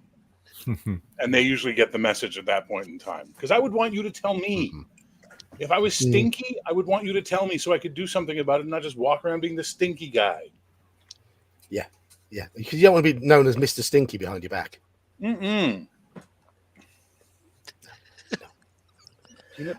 So I mean, those are my. That's my next character. That's my next character is going to be called Mr. Stinky. Mr. Stinky. Mr. Stinky. Master Stinky, you, sir, have caused lots of problems for us with your odor. But yeah. The Germans can smell you coming. You're not a good spy. Wow. So Was that accent okay? What part of the island was I from with that one? A fuck knows. Fuck Knows. knows. Should I be from Glasgow? I've never heard of that. Man. Where are you from, Ralph? What part of the UK are you from? I am. Well, I've lived most of my life in Glasgow. I was born in Aberdeen. Oh, nice. I have half Scottish family, half Irish family. That's the best of both. One half's Irish and Scottish, and then the other half's Danish. So yeah, it's a whole other fucking beast. That's why I get along with Saxius. I relate to his obsessive anal retentive Vikingness. Yeah. So basically, I'm going back to the topic. Yeah. On etiquette, quite simply, respect the people around you, respect their senses, and respect their stuff. Yeah, I will. The last one, respect their stuff. If you handle someone else's books, dice, whatever, figurines, whatever it is, do so carefully. And just don't. Just don't touch my shit. Yeah. But the thing is, if somebody hands you their book because, for whatever reason, um, handle it Well, with that's a care. different beast. I absolutely agree No, with no, on that. don't just grab someone else's stuff without asking first. But I don't play with figurines. But if I was to put figurines out on the table, and people are moving figurines about, do so carefully. You know, I know some Yeah. figurines are really tough and hard to break, but many are fairly fragile. Many are Reaper bones. Yeah. Very Re- fragile. Reaper bones aren't fragile. Oh, it's the white ones. White ones aren't. They bend I thought it was- easily. They Well, bend, but they don't break. that's fragile to me. They can get fucked up easily. They bend, but they don't break. The old metal Okay. ones are the ones that break. Is that a, How is that many a- of us? How many of us had little metal spearmen when they were younger? And how long did those spears last? Okay, here. Well, See, I don't until have that it became because bananas. I never had that, but because I never played with miniatures. But how many fucking in my family yard back home where I grew up? How many little Star Wars blaster pistols are hidden all over the fucking grass and in the rocks? You know what I mean? Yeah. For my first edition group, I bought the print on demand 2 copies of the player's handbook, and basically they're out on the table all the time for them to do whatever with, because I wasn't going to let them touch my originals, because they can, and to be honest, they can do what they like with them. I'm not that precious about them. I mean, obviously they're my property, but they can manhandle them, but I wouldn't give them like my originals. No chance. No So that's way. why I allow tablets at my game, and I just fucking PDF everybody. Yeah. Here you go. Yeah. And if that one goes, I prefer a book. Here's the Amazon link. Go buy yourself a book. Go buy. I mean, So- if they hadn't been, they were really well priced actually. So I was quite happy to spend 20, 30 quid on a couple of players' handbooks just to have them for the players, so that they wouldn't have to get their grubby. They're mitts on. expendable. They're not as precious as the one that's yours. That one's right. Well, the original Monster Manual, DMG, and Player's Handbook are all wrapped and sealed and bubble wrapped and all kinds of stuff, because they're 40 years old now, and I'm not letting anybody touch them. I've kept them good for 40 years. I'm not going to. Well, 35 years. I'm not going to let my players loose on them anyway. So yeah, and things like dice. If I've got new players coming to the game, I've got enough. I mean, I've got a stupid amount of dice. I don't know about anybody else, but I've got stupid amounts of dice. So a set of polyhedrals, I'm quite happy to give a new player that set of dice and say, that's your dice. Bring them with you every game. If you forget them, then you'll have to go back home and get your dice. I had a Noobler game where I was running for some coworkers and a couple of friends and 2 Scotsmen actually, and they were in that one. And I gave them all dice, and I gave them all character sheets, and I bought a beater copy of the Player's Handbook 5e to throw on the table for them to riff through and all that fun stuff because they were new, and I wanted them to experience the book, right? Every female player at the end of the game was like, okay, well, here's my stuff. Can you keep it here until the next time we play? And I'd be like, why don't you want to take? I'll lose it. It's getting my purse. Things will fall out. They were all like super like, no. And I was like, all right, I'll keep your shit. So I wound up going to the dollar store and getting little plastic pencil case boxes, like the kind you put your markers in and stuff like that. So they're about yay biggish. And I basically had each one of those with a name sticker on it. And every game I'd put their box out at their spots. They would have all their stuff, and they were all super excited. Just like first grade. Yeah, but why not? Yeah, exactly. If it works, then Yeah. And I will say this: in that game, the females were the best of the Nooblers. They played the game way better and they got way more into the game and did some evil shit that I was shocked some of the stuff they came up with. Whereas the guys got bored because they wanted to just be playing Elden, Ring or whatever the fuck, Elder Scrolls or whatever that got. They thought they were playing a video game where the girls were getting into the characters and getting into the plots. And I think that's the other thing we can say for etiquette. When you know the game is not for you, bow out politely as opposed to ruining it for everyone else. That's a good point. That is a good point. And that goes for all styles of play. whether online, face to face, whatever. Yeah. Don't be the sort of person who tries to spoil everybody else's fun, and don't tell everybody else how to play. You're gonna bring some cheese puffs to the my heroic game at ClareCon. Okay, well, you're not touching my shit. I don't care. I'm going to add a personal one here for face-to-face games, and this is going to annoy a lot of people. But I don't like the idea that people bring snacks to games. Don't like it. Why? I have specific dietary requirements, and I spend my day at home battling with the contents of our cupboards because my family don't have those requirements. So I live with the fact that our cupboards are filled with chocolate, biscuits, and all sorts of things that I can no longer eat.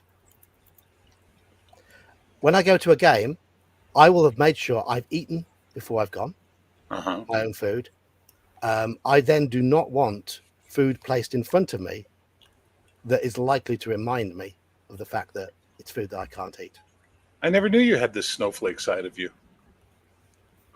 I struggle with self-discipline when it comes to food, and I find it difficult to walk away from food.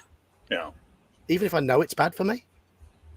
And having gone through that sort of, when we go on holiday, my wife knows I can't have milk-based products, but she thinks it's polite to say, "Oh, we're going for an ice cream. Do you want one?"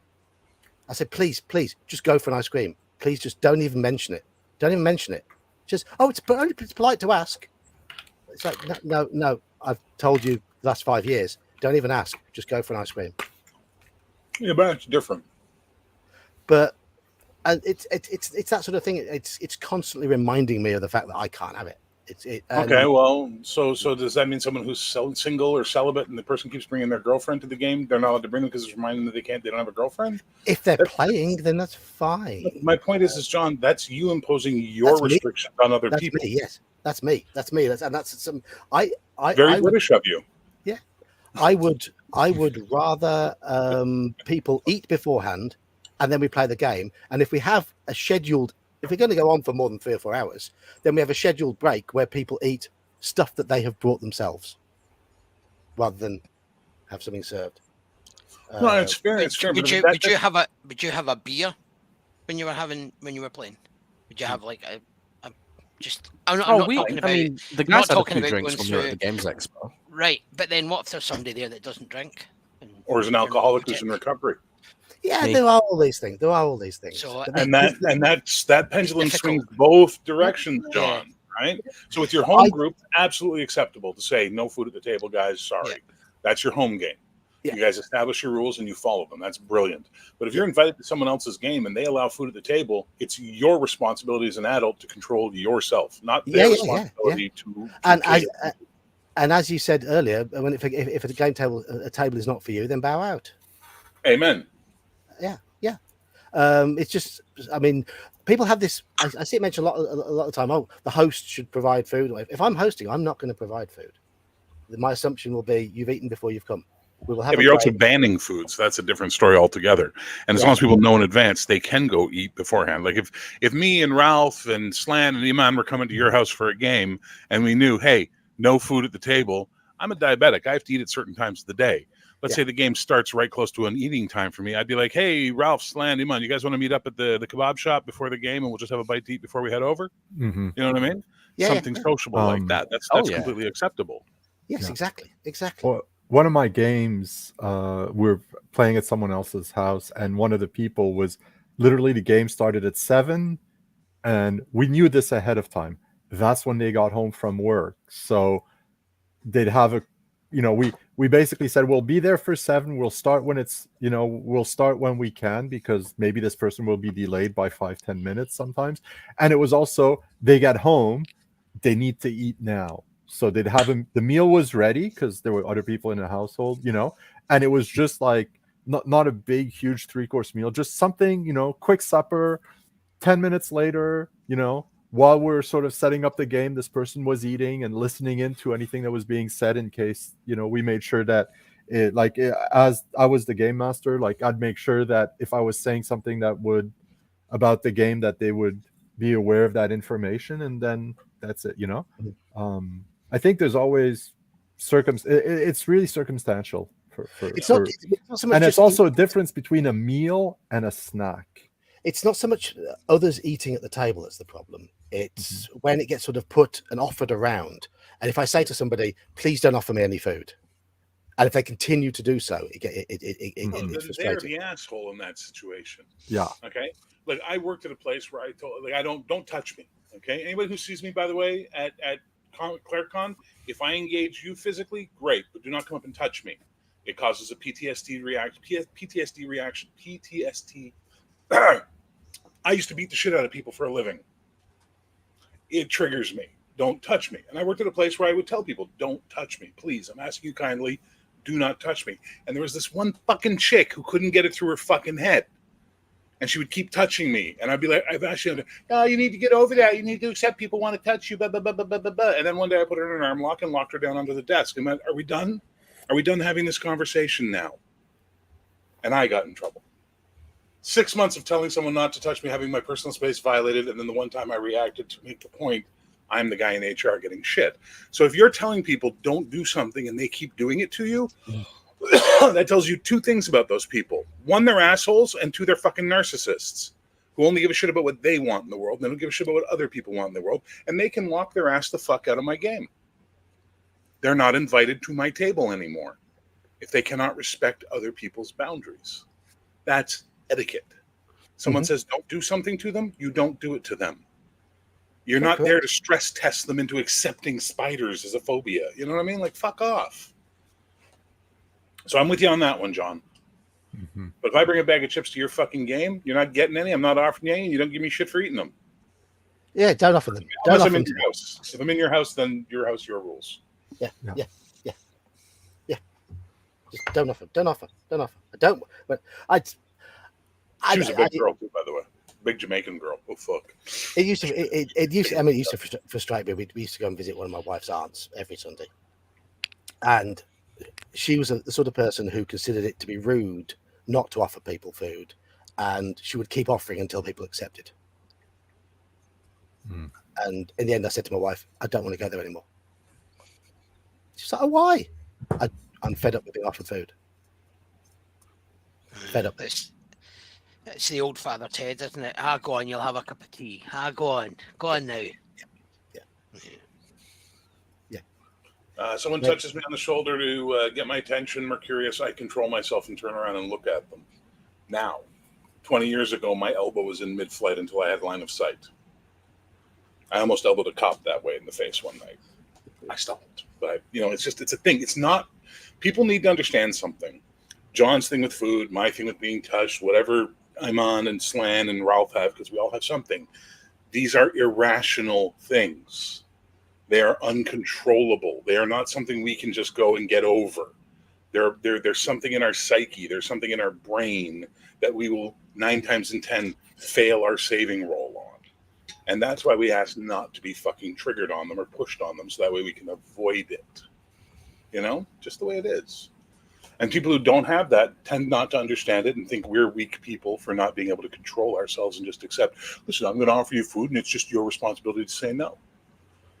Well, no, but you're making me uncomfortable. You're making me feel bad. And because I've asked you to do it and you insist on doing it, you're now showing you have no respect for me. That's not good.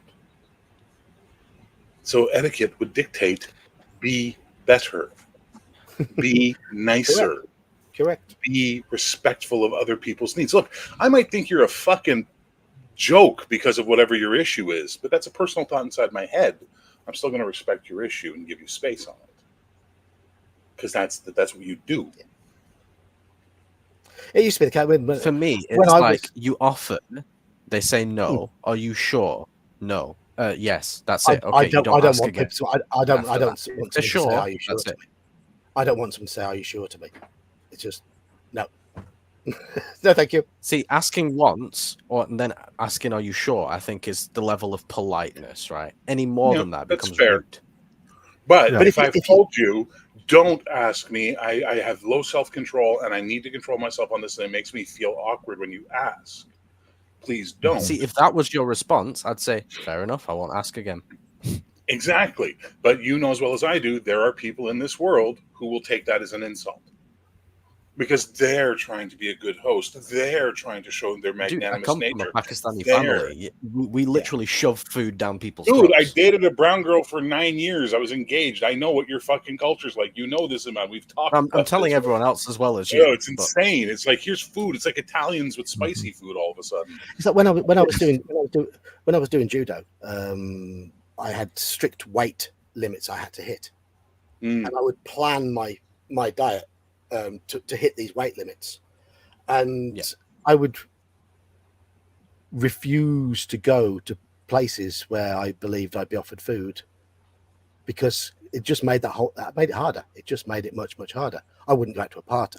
I'd say no to a party. I'd say no, it would be like, no, I'm staying at home so I can manage it. Please don't fill the cupboards up with biscuits and chocolate this week. It'd still be filled up because the kids like it. But I just want to be able to try and manage my own food intake. That's me. That's just me. Oh, well, my face-to-face game, my home game, we play at my buddy Renzo's house. He's Italian, and he's a chef. Guess what he does every time we play? He makes a big meal for us. He's always got, like, you're sitting there and you're trying to play the game. He's like, hey, does anybody need a drink? He's like super host. You know what I mean? Mm-hmm. And we finally got to the point where we're like, Renz, stop cooking. We'll bring our own food and just sit down. And when we want a drink, we'll either ask for one or we'll get up and get one since you've told us to get shit out of the fridge ourselves. Stop acting like the super host because you keep disrupting the game with it. And he got it. He was like, yeah, you know what? That's totally cool. I get that, guys. No worries. He'll still sometimes be like, pushy about it, but he's pretty good about it. Right. Anyway, having said that, find out my slight weirdness there, where I differ from a lot of. No, but it's not. But it's not a sidetrack. It ties right into the etiquette conversation. Yeah. And it shows the need for personal respect between people who play games together. You got to have it. Yeah. Sadly, our hobby does attract a fair number of, we'll call them social malcontents, who just don't read the room, don't read social cues well, and as a result, they can sometimes get into bad situations with people. And that's where you, as the person with the need, has to learn how to control yourself enough to go, all right, this guy's an idiot. As opposed to exploding and throwing a big fit, or in my case, laying hands. So that's the other side of that coin, is that they have to respect you, but you have to control yourself. It's like, Mercurius has mentioned in chat here, he's a newly diagnosed diabetic. Welcome to the Suck Club, dude. The last thing you want, my mum's diabetic. The last thing you want to offer a diabetic, especially someone who's newly diagnosed, is a great big donut. It's like, it's rubbing it in. Yeah. It's rubbing it in. So, but all you should have to say to somebody is, sorry, I'm diabetic. As you say, no, but like Mac said, he said in his games they've had diabetic players. I think it was Mac who said it. So they always make sure they have sugar-free treats available for the diabetic, so the diabetic can partake and all that. So that's a good thing. Mm-hmm. For me, I want to control my own food intake. So it's just the way I am. It's the way I am. I miss your beard. Do you? Yeah. You look too nebbish. I'm glad you got yours back, Bear. Thank you. I was looking way too nebbish. What's nebbish? It's not a word I've heard. Weak, clerky, middle management, actuary-ish. You're looking actuary-ish. Oh, I've been promoted. Middle management. Oh. You look like someone who's going to write someone up for being late. Okay. I'm just fucking with you, man. Jesus Christ. Okay. Right. We're going to move to online etiquette. Now, Oh, this boy. might... There we go. These are my. This is my little list. It's even more important to pay attention. Even more important, because because a lot of time it's just the voice that you're hearing. You should be listening to what other people are saying. One at a time. Yes, there can be latency issues, but try to speak one at a time. And if you do want to interject, just say, "Oh, can I just say something? Can I just say something here?" Just that sort of thing, rather than try and talk over somebody. As much as I hate it, because I used to do Microsoft business tech support, Teams is a fantastic tool for that type of thing, and it's something that I wish something like StreamYard had, which is Teams has this little ability where you click a button and your digital hand goes up. Yeah. And everyone can see that your hand is up, that you're waiting to say something. Boy, oh boy, would StreamYard be so much better for games if it had that feature, right? And Andy's mentioned it. Discord could do with it as well. Yeah, Discord could too. But therefore, one of the rules for my games, you want to play in my game? Camera. We need to be able to see you because it reduces over talking by 50%. Nerds Nerd is a perfect example. She doesn't like putting her face on camera for her own reasons, and that's her business. So she created a VTuber. And the VTuber reads her reactions and all that kind of stuff, and fairly well, to be honest, that we can now interact with her and see what's going on as opposed to a slogan or a logo, right? Which is a big difference, huge difference. Mm-hmm. I've seen that, yes. Yeah, it works well. I have got here, prefer camera on when playing online for that reason, because you can see somebody. If someone's there going, they're trying to say something, or trying to say something. If your camera, obviously not everybody has got a camera, not everyone can have their camera on all the time.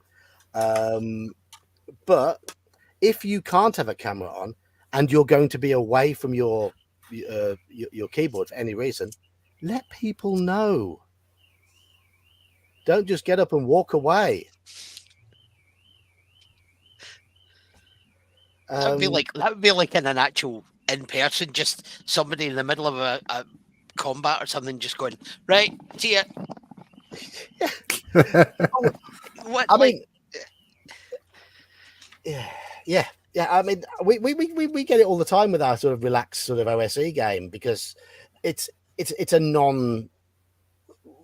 We put no real limits on the OSE Saturday game, because the idea is people just pop in and play. It's meant to be low stress. But there've been a number of times I've been like talking away, and it's like to somebody, and they don't reply, and 5 minutes later, oh sorry, I was just making a cup of tea, and you're like, yeah, cheers, yeah. I mean, we know Daniel falls asleep sometimes. Where is Daniel tonight? He's probably fallen asleep. We know Daniel falls asleep sometimes. That happens because we're old. We're old. That happens. You sit in your comfy chair, and you're like, Speak for yourself, you palmy bastard. I'm as young as the world. You've had a late night the night before, and it's not your turn to speak for a little while. Oh no! Where was I? It happens. It's also worthwhile, actually, if you're having connection problems. When you're noticing there's serious skips and lags, just pop a text in the chat, let people know having connection issues. Yes. Try to reboot. If they stay, if it's not manageable, say, look, I'm sorry, I'm going to bow out because I can't track what's happening. Or if it's semi-manageable, say, well, I can hear most things, but if I ask people to repeat, please be patient with me, kind of thing. And I know we see that in Discord, where sometimes one person doesn't hear one other person who's online. Yes. But the other two or three are perfectly fine. And so you're there like, is someone else talking? Because you hear a silence, and then people respond to something you didn't hear. So be aware that can happen, and sort of point it out, like, did so-and-so just say something? Because I heard nothing. Let me reconnect. And suddenly, you can hear Daniel in your ear. Yes. Yeah. Yeah, exactly. exactly. That these sort of things happen. Just be rather than just try and battle through it. Be open. Let people know you're having an issue. I'm just resting my eyes. Shut up! I'm still awake. Yeah.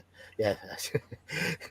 Andy, you just drift off during live streams rather than the games. It's fine. Hunger. Hello, Hunger. Hunger.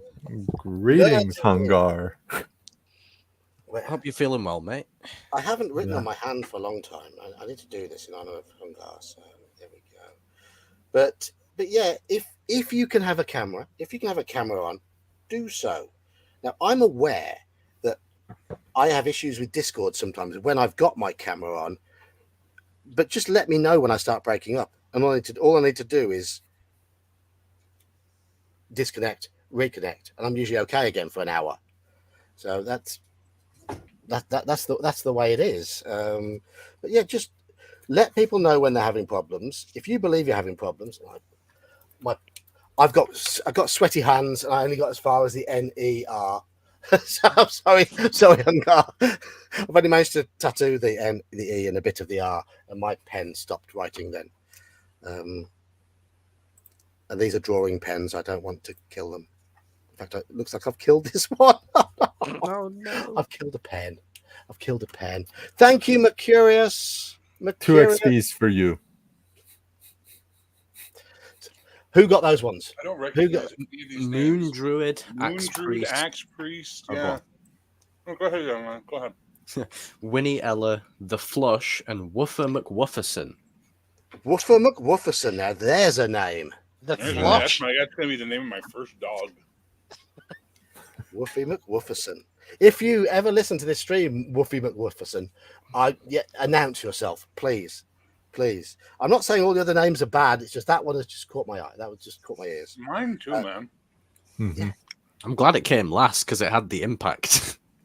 Yes, Well, yes. I'm telling you, I'm gonna have a dog someday, and it's gonna be named Woofer McWurferson, and it's gonna have its own kilt. And I'm gonna go to the literal that site where you can make your own tartan, and I'm gonna register the McWufferson tartan. Clan McWufferson from the Highlands, don't you know? Woof woof. I know you're going to make it a point to say his full name every time. That there is Woofer McWufferson. Do not fuck with him, bio.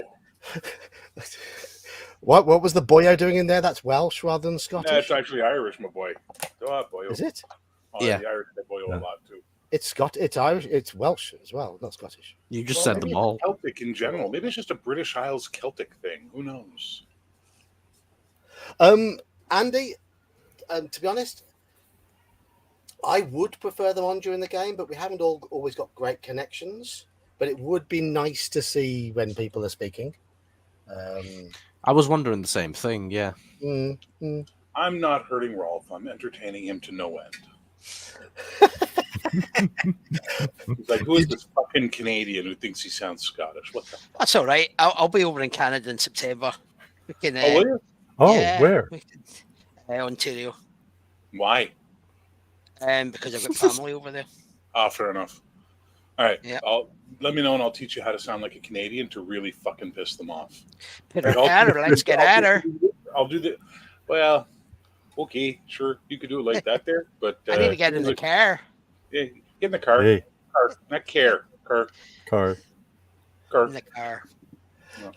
But do not say oot and a boot because we don't say that here. We say out and about. Oh, Out and about. Oh, Boot in a boot. oot and a boot is what Americans think we say. Yeah. Oot and a boot is what Geordie say, isn't it? Holy shit! I just realized this is an entire Commonwealth panel. Yeah. Yeah, we're all Commonwealth. Look at that. I was happy. Fuck. Apparently, it was whatever. I'm happy. Yeah. Yeah. Fucking pride in the Commonwealth. I see clearly. Slan might live in the Commonwealth. Slan wasn't born in the Commonwealth, though. Yeah. Where's he born? Where were you born, Slan? I am the German. I was born in Berlin. That's a different kind of Commonwealth, yeah. Yeah. Exactly. It's uncommon, yeah. I certainly know some Canadians who do say a boot. Yeah, they're doing it on purpose. It's an affixed thing. No one in Canada says a boot. That is bullshit. There's that guy, that one Canadian YouTuber who does it all the time. A boot. And I'm like, you're fucking putting that on, motherfucker. So I'll just watch reruns of Trailer Park Boys until I get it right. Now that's where I'm from. So Yeah. you're going to speaking like I've seen Nova a Scotian. lot of that. Yeah, Newfie.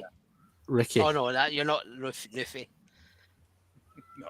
They're Newfoundland, aren't they? Newfoundland, Newfies are different. Newfies are a whole other beast. Yeah. Newfs are their own people, man. Yeah. Lovely, beautiful, amazing people. You will never have more fun than a trip to St. John's and a night on George Street where you'll get drunk and people invite you to their house to drink. But don't cross them. Ralph, are you still going to be in Canada by the end of October or not? No. Oh, Too bad. I'm only going to be there for only there for. I'm going to be in Canada at the end of October. What? I'm going to be in Canada at the end of October too. What the fuck? Yeah. Three of us. Three of us, all in the same place. Yeah. What? Yeah. So we go to Claricon, and there's people in chat who go to Claricon as well. Yes. Who else is going to Claricon? Who in chat's going to Claricon? Get yourself a 2-4. Put on your 2K. Be careful there, eh? The black ice is real bad, so be careful out there tonight. Oh, you're gonna go to hospital for free, eh? So one of the things you guys got to keep in mind is when you're doing your Canadian thing and you're basing it on Bob and Doug McKenzie or that whole sort of take off culture, that's specifically Southwestern Ontario. That is not Canada. That is one fucking part of Ontario that acts like that. The rest of Canada isn't like that, I promise you. But I went to college in that part of Ontario, and it was fucking funny as hell. Because I'm walking around, going to like shops and shit, and I'm like, oh my God, these people are real? I thought they were just a joke on TV.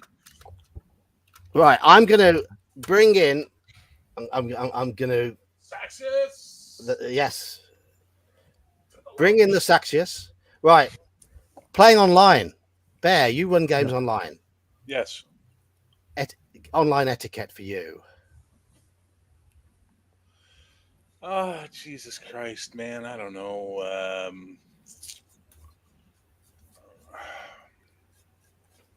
Make sure your mic is good. Make sure your audio works. Show up on... You know what? If the game's at 8, be there by 7:45, please. So we can deal with any technical bullshit difficulties you're going to have. Don't be late. It's aggravating.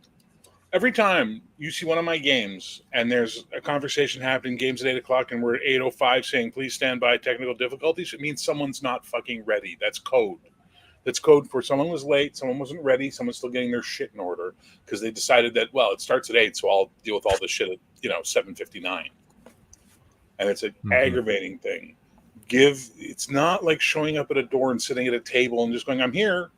There are going to be technical issues. There are going to be problems that are going to come up. Show up a little bit earlier so we can actually fucking work with it, right? One other thing I've got here for online is a lot of us use VTTs to play online. Try to learn the program being used, at least to a level whereby you're remotely functional, if possible. Sorry, what? Yeah. Virtual tabletops. Virtual tabletops. Yeah, okay. Yeah. If the game involves using one, please just try to learn the basics. How to roll dice, how to navigate the map, how to check your character sheet. Please. Yeah. Please. Sorry, I'm really bad with Roll20. You've got an excuse because you are not always on a computer. You're often on a phone, and Roll20 on a phone has a horrible interface. But yes, Straw Piglet's right. They could make the VTTs a little easier. There isn't as such. They do not speed up gameplay. They slow down gameplay. They do, yeah. The only reason I use one is just for the purpose of having a point of reference for a map and to have a central place to roll dice. I mean, I like Owlbear. It serves the job really well in Call of Cthulhu, and we can see each other's roles and stuff. Yeah. Didn't they just like upgrade Owlbear Rodeo to be like super annoyingly complex, like fucking Roll20? as opposed to the super simple basic one they had originally? They have added bits and pieces to it, and it was very slow for a while for us. But it's not perfect, but you can just use it. We when we use it for Call of Cthulhu, we use it solely for the fact that it's got a picture of a dice tray, and we all roll into that dice tray while we're playing. That's fair. It's nice. It's nice. Yeah. And that when I run OSE, I use Roll20 simply because it's quite a relaxed game. I don't demand total concentration during that game, and it just helps people keep track of where they are and what they're doing. That's basically it. I don't use a grid when I'm playing it though.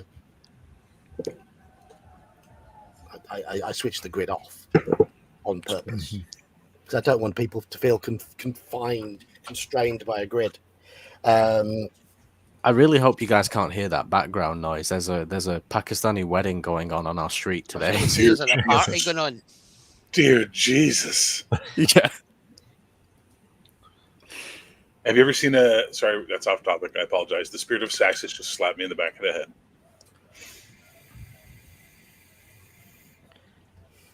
head. A map for grid. Yeah, I mean, yeah. Don't make me go through 5 submenus to roll the d20. Yes. Oh, for fuck's sake, eh? Don't make me have to upload a series of... Okay, as a GM, I'm a very fly-by-the-seat of my pants GM. Yeah. I basically do my basic idea, and then we're going to just wing it as we play and see how we get to where we go, and the players are going to have a lot more agency and a lot more influence that way. So if I'm using a VTT, I need to be able to go, oh, shit. Well, I got to add an NPC now. Steve. There we go. Steve has been added to the game. The one thing I would give Roll20, it's very good at just drag and drop token, off we go. Whereas Foundry, everything has to be in its right folder, and it has to be an asset. It has to have this thing attached to it and that thing. Fuck. Drives me up the goddamn wall. That sounds like effort. It's got that 3rd edition feel to it, where if you don't do your prep, the game's going to fail. Hey, Cody. Hello, Cody. Hello. We were talking about you earlier, Cody. Yes, talking about your voice, Cody. Your voice. That Just sweet dulcet tones. yes. Dulcet. Dulcet. Wow. I knew that would get someone. Dulcet, not dull shit. Dulcet. But no, that radio presenter voice that he has. I was a fucking. I know you were. And now he's getting angry in front of Cody when it matters. I mean, I'm a compere at a pub of pub quizzes. Yeah. Okay. Yeah. So yeah, that's like an extra telling an actor we're both in the same industry and we're equals. Yeah. Mine's tiny. I used to do it 5 nights a week. Silver medal isn't bad. Aw, fuck you, nerd. I'm Canadian. We only get bronze unless it's the Winter Games. Did you know that Canada is the only Olympic host country not to have won a gold medal at the Olympics that they hosted? Oh yeah, Montreal Games back in 76. Yeah, 76. The only time a host country has not won a gold medal. That's literally the story of Canada right there in a nutshell. Do you know that Canada has finished in 4th place more than any other country in the world, and therefore has gotten more bronze medals because people got disqualified for doping and shit like that later on down the line? Yep. There was this great thing that this thing this hour 22 minutes did about it. They did this whole of these fake Canadian heritage moments like the CBC used to run, which was all basically Canada finishing in 4th place, and it's the guy winning the race, coming in at the end of the race in the first Olympics. And he's like, well, how'd I do, eh? And she's like, well, you came in 4th. And he's like, well, that's not bad. It's just...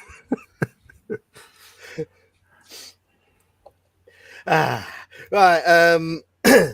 So anything to add for online play for any of you chaps who do play online? Or What about am I talking too much sense tonight? To argue. Anyone wants to add in chat regarding Don't fucking engage with the chat all night when you're a player in an online game. Engage with the other fucking players in the game and with the game. You can make the odd comment. I wouldn't mind. I mean, when we're playing Call of Cthulhu on a Tuesday and someone pops in just to listen, I mean, is it okay to just be like, "Oh, hey," and then just carry on? Yeah. What did I just say? Yeah. What was the word I used to describe engage? Constantly. The huge difference between saying hello and engaging constantly with the fucking chat. Constantly, yeah. Constantly is the key word there. Jesus Christ. Is it a generational thing that you just don't hear? No. Because there's a difference between playing online and then on Discord. I love you, man. Love you too, bro. Oh, I definitely got someone in mind, nerd. Trust me, and you know who it is too. So does Cody. So, what about at conventions? Have any of you ever run games or played games at conventions? Not yet, but I will be at Claricon. I'll be bursting my convention game running cherry. As will I. Yeah, same here. Never ran a game at a con. I've played at cons, but never run at cons. It's a shame you won't be playing in my game, John. What a sad turn of events that is. Because your game was added after I'd already signed up to play in Dungeon Minister's son's game at the same time. So, and I'm not going to pull out on a game of a young lad because that'd be wrong. So, Sean hello, up. Mage. Did someone say Claricon? Here's Mage, who is a experienced DM from last Claricon, of course, who will be at this year's Claricon. Right. So, and whose floor you'll be sleeping on? And whose floor I'll be sleeping on? Yes. So for me, conventions, it can be a little awkward to start with when you're a player at a convention because you usually sit down at a table where you don't know anybody else. Occasionally, you might be there with a mate where two of you have signed up for the same game, but it takes time to find your feet, and that is the same for everybody. Oh, I get the futon. But that's the same for everybody. So you've got to be a little bit more respectful when you play at conventions. Yes, you'd be greeting, be like, hello, Sean, John, yes, Mike, Iman, yes, pleased to meet you. And you do get that first 20 minutes of, I'm not sure, but it'll be the same for everybody. If you're a DM at a convention, you have to come prepared. There's a lot more preparation. People will be turning up to your game and expecting it to start on time, run seamlessly, and end somewhere close to the finishing time. Because a lot of convention time slots are paid slots. Certainly at UK Games Expo, they are. It's £5 or £6 to play in the 4-hour slot. So if you've got a game that finishes after 2 hours, they're going to be going. So you've got to respect the fact that your players have paid to play that game. Thankfully, at Claricon, we're just paying an entry fee, and a very, very small entry fee at that. Very small. Very small. The hell's the webpage? Claricon.net? .com? .com? I thought it was .com. Nope. Oh, I see. I got it. Hold on. It is. Yeah, no, it is. Yeah, it's Claricon 24. Yeah, I'm there. Okay. I want to see if my game's full. I don't know how to see that. I'm not sure either. I think you have to ask. You have to ask the dungeon minister. Yeah. No, I don't want to talk to him. Kidding. I'm kidding. No, I mean, I don't know. I don't know how many are signed up for my game. Yeah, same here. So we shall. What's your game? Mine. Yeah, when's yours? Mine's called Cthulhu. It's running on the Saturday night. It's called Cthulhu. Saturday night, 8 p.m. Table 1. Ye Olde Geek will conjure up dread beasts older than himself as the great old ones work their horror in a game of Call of Cthulhu. Yep. Nice. Slan, what are you running? I'm running an OSC game. What day? Day 1. No, Saturday Saturday 2:30 p.m. afternoon. Grumpy Old Yeah. Slam is sliding into the DM seat with an OSC adventure, The Spring of the Gods. After a storm, the PCs are shipwrecked on a strange shore and made welcome in a nearby village under a strange curse. Yeah, you told me that, you didn't you, the other night. It's that's it's the one you've run for us on Discord, isn't it? Mine's horribly boring. Table 4, All Hallows Eve, a heroic RPG adventure run by Bear, the Gen X GM. As this game has horror elements, it is rated PG-13. That's my description of my game. There's no mention of horror elements for my game. I added that. I added the horror elements thing. Because mine should be 18s and over only.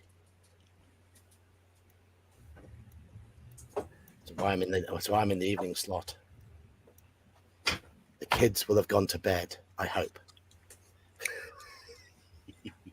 Right, but no. So you've got to be prepared. You've got as a GM, you've got to be ready to go, and players should be there on time. I think for me, the general etiquette is say hello to everybody, settle down in your seat quickly, get your dice out quickly, and the GM will hand you a character sheet and will say to you, "Do you need any help with the game? Anything we need to run you through?" And be honest.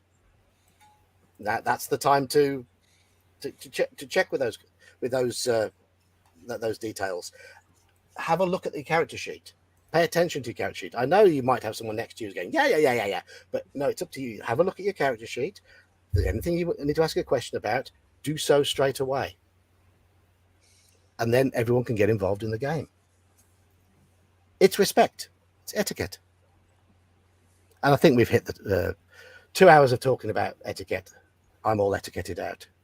Yay! Can I rename my cat Meow or McMeow? It's also worthwhile mentioning because, I think it's also worth mentioning because at conventions, it's often where people try a new game.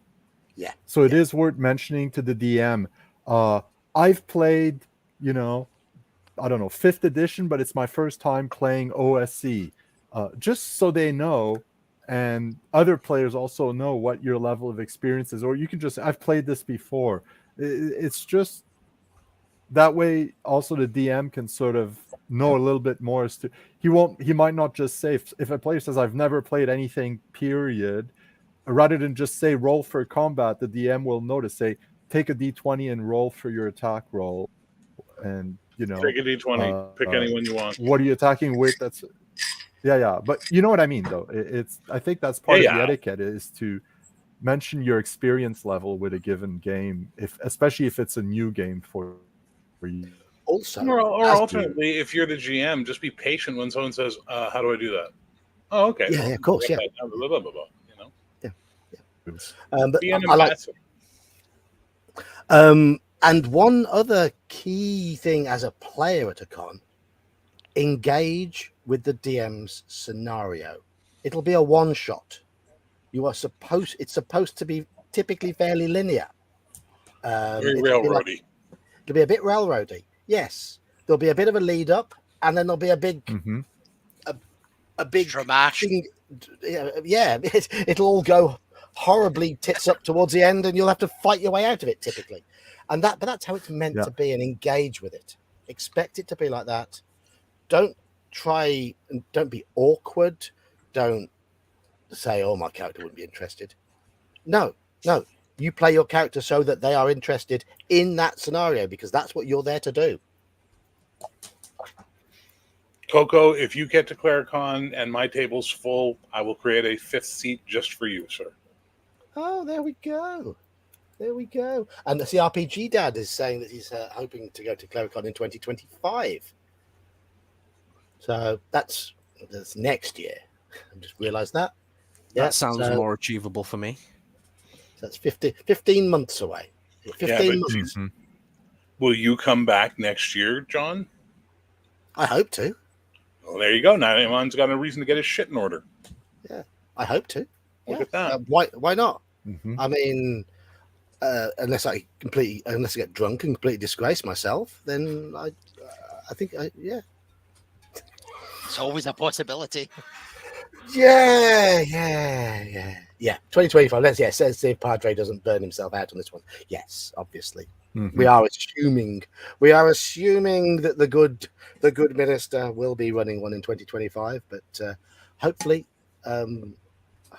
everything will go nice and smoothly and he'll get to enjoy it. Yes. Maybe I need to create BearCon. And then the wrong people show up because they see BearCon and they just, bear means something else to one community. Yes. If you're going to play at a convention, read the blurb about the game so you know what you're getting into. What do you mean?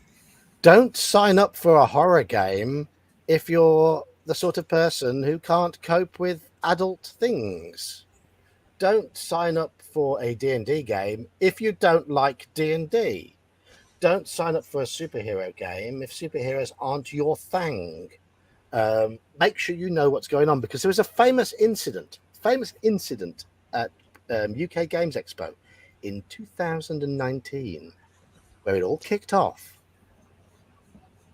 And I believe one of the reasons why it all kicked off is because a couple of people who sat at that table did not pay attention to the contents of the game.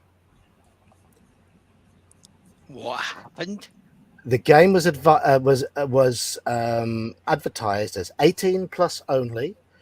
Club 1830 meets the In-Betweeners with a horror aspect to it. What does all that mean to non-Brits? Club Dread.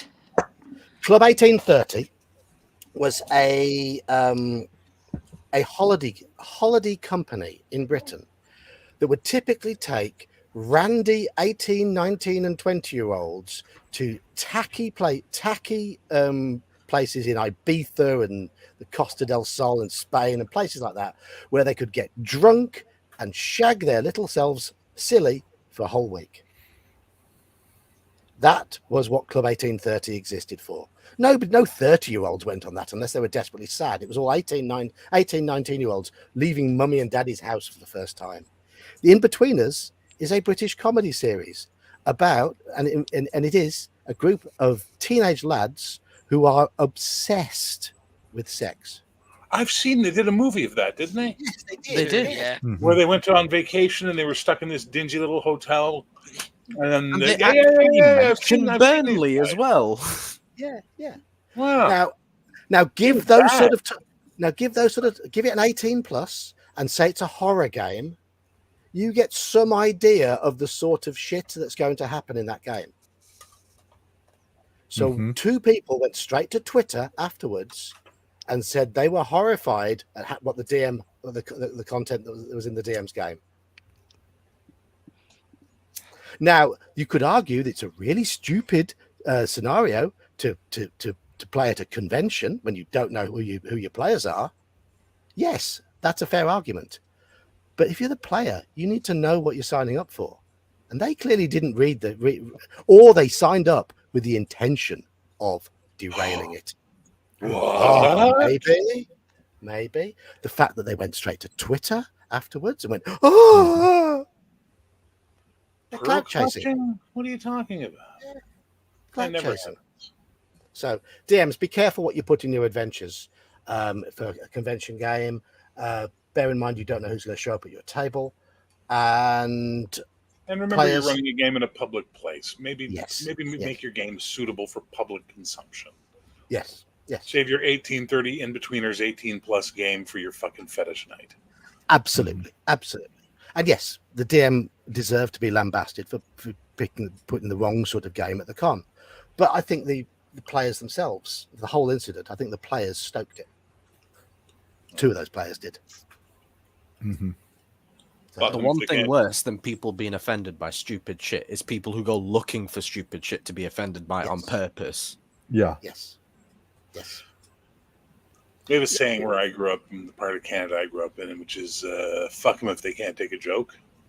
Like, it's just a thing, you know? We're very, very, where I'm from is a very, very, very, and like, people don't believe me until they encounter them, and then they realize what we're like. We're very blunt human beings where I'm from.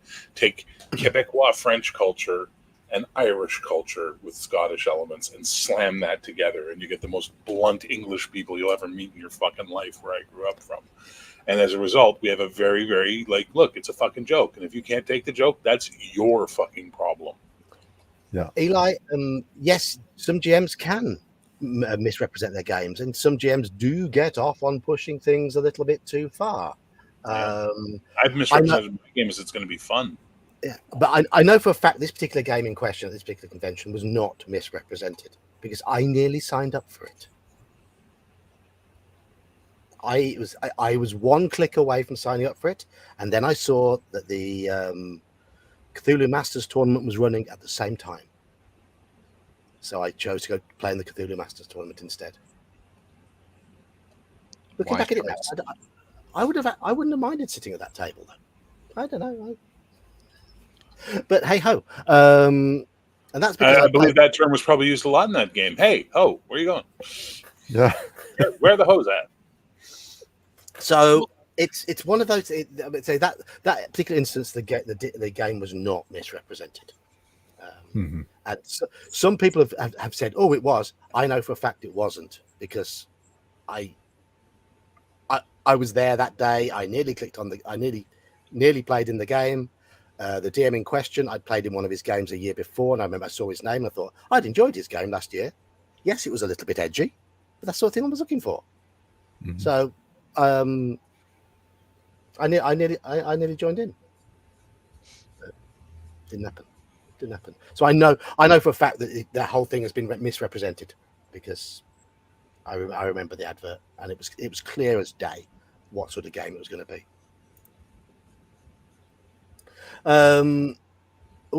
Here we go. Yeah. There are people who do so, and it does suck when they end up ruining things for everyone else. We're not denying that. There are people in the hobby who are dickheads.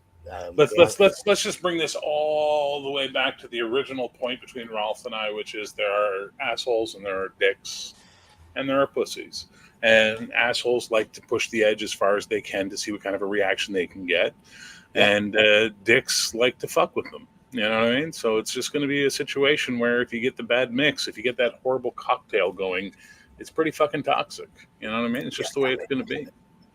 Because there are people who go out of their way to offend. There are people who go out of their way to be offended. And then there's the rest of us in the middle just trying to fucking exist.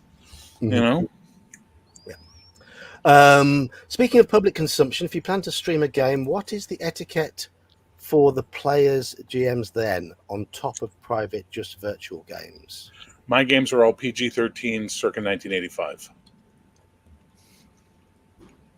Yeah. Mm-hmm. I think that's fair. There might be some boobies. There'll at least be one or two fuck bombs, and otherwise, there'll be lots of violence. Yes. And that's fine. You do not push the boundaries in a game that is for public consumption.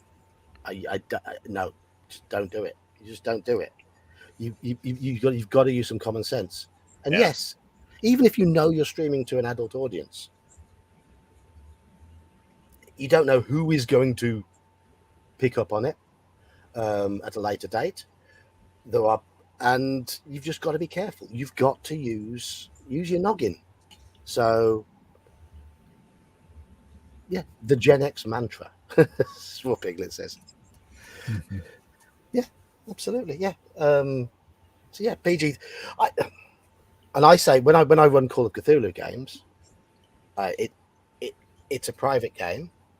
I'm thinking of streaming some Call of Cthulhu, and if I do run a streamed Call of Cthulhu game, it probably won't be quite as dark as it is when I run it in private on Discord. I'd actually love to see you run a dark-ass Call of Cthulhu game streamed. You would? Oh, yeah. You can use me as a guinea pig for a one-on-one scenario, John. The literal vast majority of Call of Cthulhu content I see online is so fucking tame. It's like a early 2000s horror reboot. You know what I mean? Where they just went for as general a rating as they could get, hoping to bring people in. I want rated R. If I'm playing a horror game, I want rated R. Now, I'm not saying I want sex and drugs and fucking debauchery, but I want the horror to be horrific. Tame horror is boring. I can do horrific. Yeah. You certainly can. Mm-hmm. Hell, I might even play. Yes. Okay, to that, no, now I won't play. No. Yeah. But another friend. That's Iman mimicking my Fenelek voice. You don't like Don't you know what the fuck that means? you don't like being touched, do you, Bear? But you are warm, and it is warmth that I seek. And I'm just introducing you to Fenelek. that's not going to scare me. No, but he will be there.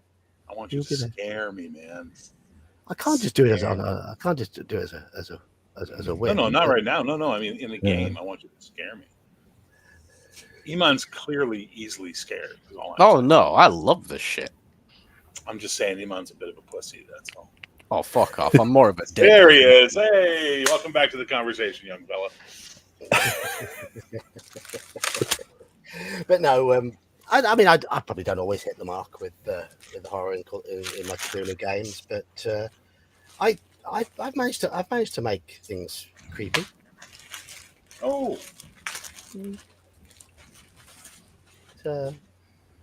Anyway, I think we've pretty much hammered the whole. Oh, what's that? The old etiquette, the whole etiquette topic. Oh, nice. that's my Mighty Turtle T-shirt.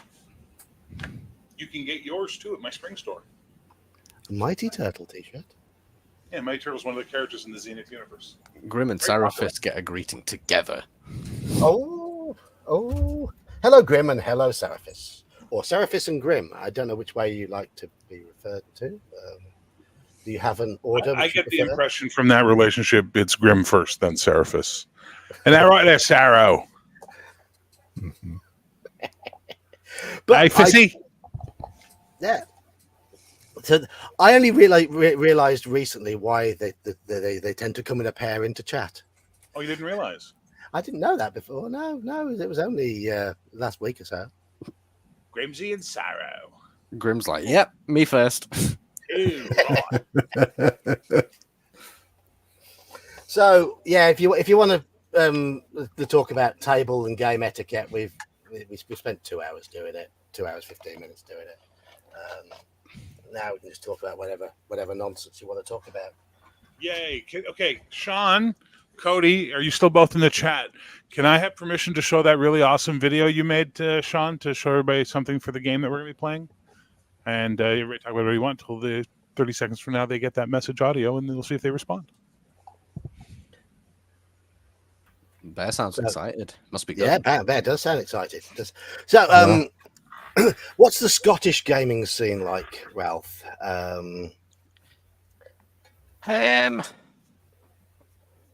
Not.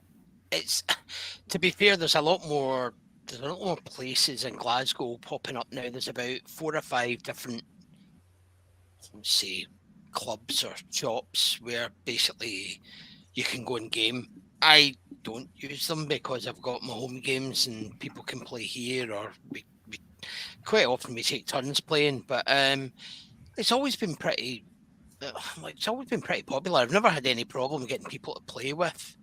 When I first started, it was with obviously my friend and his big brothers who all were, and I just kind of started university and stuff like that. So they had all the books and everything, and we went through a ton of games, D&D, Paranoia, Call of Cthulhu, Pendragon. What else? Warhammer Fantasy. We just Star Wars. We went through all of them, and then I introduced some of my friends to it. Then I went to university. Had a couple of game groups that I played through university, but when we finished university and everybody kind of split off and went their different ways, then I met people at work obviously I worked for HMV, I worked for the record shop, but we also had like books and games in the store as well, graphic novels and all that kind of stuff. So there was always people kind of in that kind of circle of tabletop role playing and stuff like that. So I've always had people to play with. I've never really struggled to find players. But I think it can be a struggle for people who live more rurally, and I can imagine for the likes of being in Canada or America, where there could be like you're talking hours to drive to a game, rather than for us in the UK driving more than 20 minutes to get to a game. You're like, oh man, that's so long. Whereas in the States, they're like, right, we'll see you in 4 hours. And that's what they take that as normal as a drive to a game. So I've never really had problems. So the gaming it's pretty good up here. There's still a few independent kind of role playing game shops in Glasgow. A lot of them, some of them closed down kind of early 2000s, and then obviously it kind of saw a bit of a resurgence. But you can pretty much buy some role-playing games up, not just D&D but other stuff in places like Waterstones and which is the equivalent, I suppose, of Barnes and Noble in North America. Even HMV's now selling stuff, so you can they started off with D&D, but I know they've got the latest edition of Call of Cthulhu in there and stuff like that, which they never had before. It was always Virgin that used to carry most of the role-playing stuff in the UK. And HMV was always just a music store, but they've obviously expanded out. And I remember finding D&D books at the Virgin Megastore. That's where I got all my original AD&D stuff for cheap as well, because second edition had just come out. So I bought all the Orange Spines for like £3-4 each. That's where I got all the that's where I got all the secondary stuff, like all the Greyhawk Adventures, Dragonlance Adventures, Wilderness Survival Guide, Engineered Survival, all the extra stuff. Unearthed Arcana as well was like a £5 and stuff like that. So, but yeah, Virgin had a whole department, in Glasgow. They had I think the Virgin was on 4 floors, and their bottom floor, the basement, surprisingly enough, was just all role playing stuff. It was brilliant. Yeah, so it's still really helpful. Well, yeah, true. Richard Branson knew what he was doing, knew his marketing was right. Yeah. I mean, to be honest, I now don't know the location of any pure gaming shops in Birmingham. It's really quite sad. My favourite one in Glasgow was called Dragon and George, and it was just this guy and I think it was his 2 sons that used to work in there, and you could go in and ask him, and if he didn't have what you needed in stock, he would get back to you 2 or 3 weeks later and say, I found it, I've ordered it, it'll be in a couple of weeks. And it was brilliant. Before the internet and being able to just go on wherever and print on demand, or go on Amazon and buy whatever you like, or eBay, and pay ridiculous amounts of ridiculous prices for old modules and stuff like that if you want. But he would be able to source stuff, and he would do it. And I just don't think you get that now, because those kind of shops have been mostly killed off by the likes of Amazon and stuff like that now. Yeah, yeah. The way it is. I mean, Birmingham's the same, pretty much similar size to Glasgow. Yeah. Maybe a bit bigger, actually, I think. I think it is, yeah. 1 million people in Birmingham, 2.5 million in the 2.5 million in the 700,000 in Glasgow. So, and the whole conurbation. Yeah, it's obviously I think there's about 80,000 here, maybe 90,000. Do we want to tell them how many are here, Slam? 5 or 6 million, isn't it? Toronto? No, we're you're in Montreal. Don't know how big Montreal is now. Almost 4 million now. So almost the entire population of my country. Yeah, pretty much. But in Scotland, the population is largely focused on that central belt, isn't it? That central belt and the East Coast. Yeah, it's the M8 motorway, isn't it? Basically, along that line there. The Hebridean shore is on the East Coast. West. Or the West Coast. It's the West Coast, right? Coast, the Hebridean shore. Yeah, just all the deserted islands. Yeah. All right, you guys want to see this? Go on then. Yeah, Yes. go for it. All right.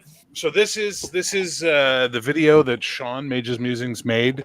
It's not. It has to be remade because some characters didn't have names yet, and there's another player that may or may not show up. But this is the basic proof of concept for that campaign I told you about that Cody's going to be running for us. If you get a copyright strike for the music, just put it down as fair use. Okay, John. Okay. All right.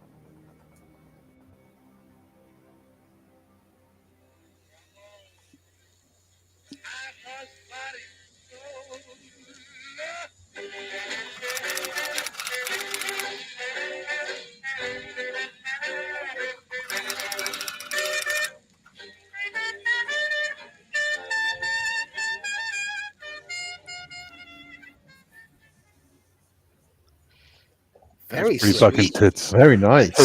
That's tits on toast, eh? That was Yeah, fucking man. legit. Yeah. It's given me vibes of the film Cast the Deadly Spell. Oh yes, baby. yeah. It's got that Cast a Deadly Spell feel. Mhm. It's perfect.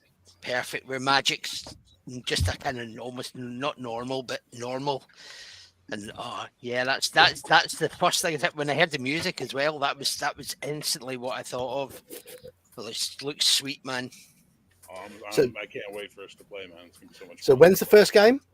A couple of weeks, maybe 3-4 weeks. It all depends on scheduling and stuff like that. And who are the players? Tuesdays, you said? It's gonna be every other Tuesday. It's the players are me, Sean, Bunny, and Zane, and we're waiting to hear from Brian because he's gone incognito all of a sudden. And Cody's gonna be our GM. And it's Cody's own system that he's developing. Is this why Cody went a little bit quiet for a month or two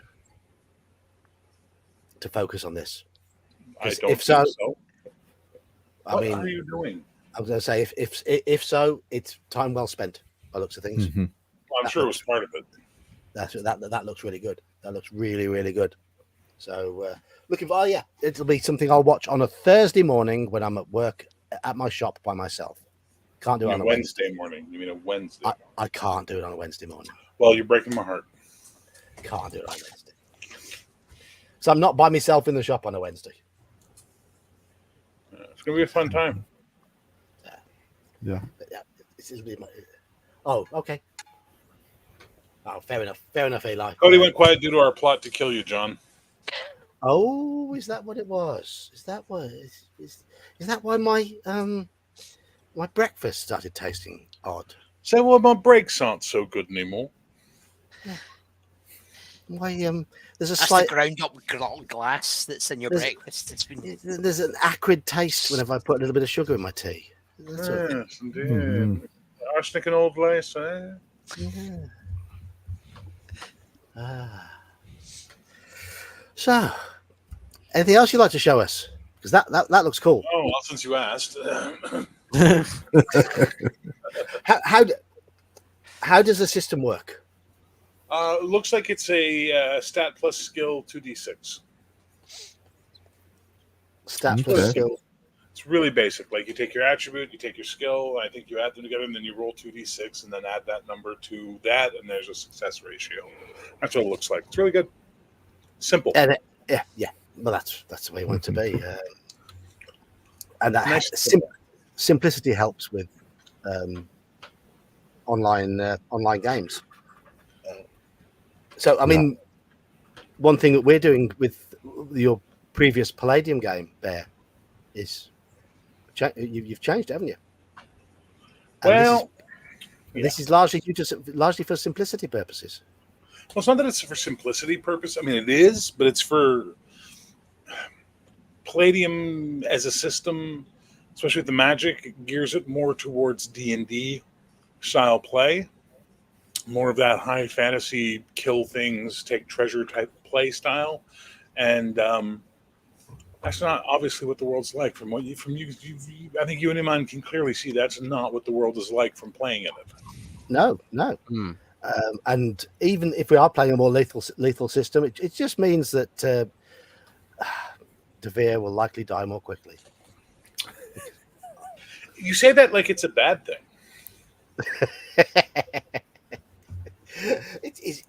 I don't know. He does seem to have his supporters in chat. Well, listen, so long as he can actually grow and stay grown, that'll be a big boost in his favor. It's the grow, fall back, grow again, fall back. That's what pisses people off. But he's struggling with the growth. That's what it is. Well, yeah, he always overcompensates in both directions. Oh boy, does he ever! Yeah. He's struggling. He's struggling. I'd say of all of you, Ethan has the hardest time. Oh, you mean the High King? Mm-hmm. Yeah. He's been put in a bit of a spot, hasn't he, Max? There. No, we are there to be challenged, and we are there to challenge you as well, Bear. So Me, I'm unchallengeable. I've got these two assholes in my life. They challenge me enough. You guys are. You're a nice light snack. what are you saying? We need to up. Well, I wouldn't say that there is a coincidence that we're switching into the Call of Cthulhu 70 rules, which are far more brutal and deadly, as you guys are becoming more important to the world all of a sudden. I wouldn't say there's a connection there at all. Are we going to be using sanity? I said we'll be doing it as stress. Okay. I have those stress rules that will basically help make your lives miserable. Oh no, I thoroughly enjoy leaning into that sort of thing. I know. I'm aware. Looking forward to it. And you know, I talk about it enough. Yeah. Looking forward to it. Looking forward to see how it changes our play. I mean, as I said, I don't intend to play Devere any differently. He's still going to be overconfident on the outside and really not sure of himself on the inside. Look, Devere is there's a word that you people have in the UK that I think is absolutely perfectly describes Devere. Prat.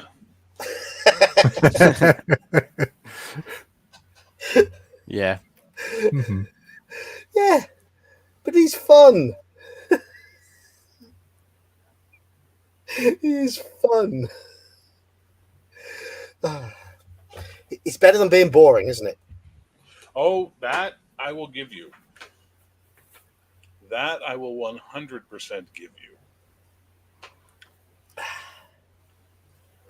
Yes. So, in case anyone's wondering, when we do change, when we play that game, it's a week and a half from now.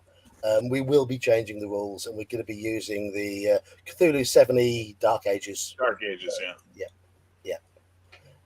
We've redone our characters according to how they were made in Palladium, just sort of ported across to Dark Ages.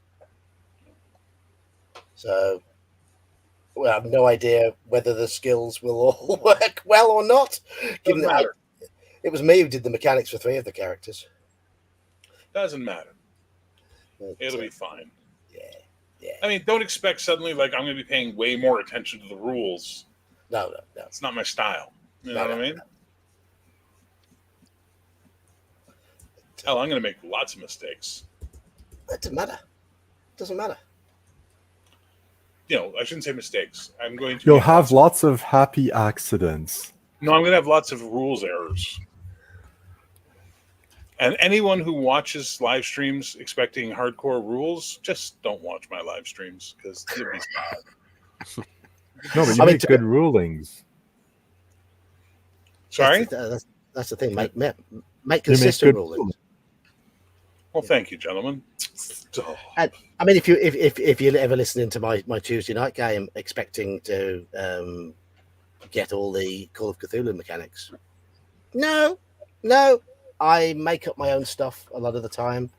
Iman is finding this out now. He owns a rule book, but I don't adhere to all the rules. I just play it by the seat of my pants.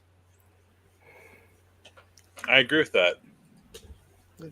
So Yeah, it doesn't need to get bogged down with all the mechanics. It's about the story it's about the interaction for me. between the characters and the NPCs and the world.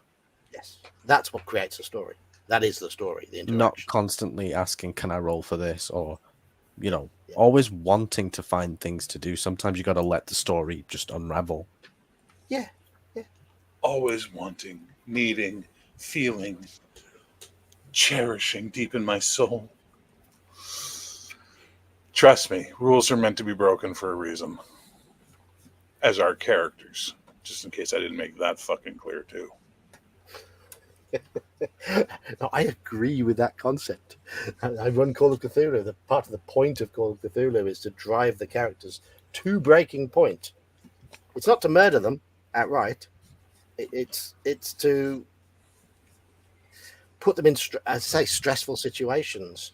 As I have learned over the years, and through years and years of being a GM, if you murder your players, you murder the characters, not your players. Never kill your players. But if you murder their characters, well, now you can't fuck with them anymore. That's not fun. What I like Yeah, about my I kind of Tuesday, agree. what I like about my Tuesday game is the players they've really rolled with the insanity. And what was nice last week, our quietest player came out of his shell a little bit not this Tuesday, the Tuesday before, mainly because his character's going mad. He had opportunity to play a bit of madness, and he came out of his shell and got more involved, which was good. Nice. But no, it's Andy's playing of insanity that I have broken Call of Cthulhu rules. I've let him play on with a character with 0 sanity, just to see where it takes him. Maybe the first ever documented case of a character living past 0. Yeah, but He's doing such a wonderful job of it. Yeah, it's just it's total bizarreness. He's convinced that Just keeping an eye out for porridge, knitting. He needed rope, so rather than go and buy some rope, he's stolen all the curtain pull cords from the hotel and knotted them together to make rope. It's making sense to him because he's just not with it anymore, and he's doing it in quite a childlike way as well. That's kind of cool. It is. Yeah, it is. it is. Yes. he's doing a fucking amazing job of it because I'm almost in his hysterics just listening to it. It's just great. It gives. I mean, I will say, a few of you did chime in and spoil one moment that I had pretty much ready for Andy. Whoops. Oh no. On Tuesday, because we're just talking about you, Andy. They were at a warehouse, like a deposit box place, and I had planned for, as you walked out of that warehouse, for the grumpy guy at the counter to be eating his lunch, a bowl of porridge, as you left. And then you started talking about, oh, I wonder if he likes porridge. And I'm thinking, no. Okay, you've all spoiled it now. So I didn't use it. I just let it be. Let it be. Let it be. Let it be. It's very British of you. Yeah. Oh well. See, I'd already thought of it, players. So. Whoops. Yes, whoops. Excuse Well, me. I don't remember who said it. So you just stepped away to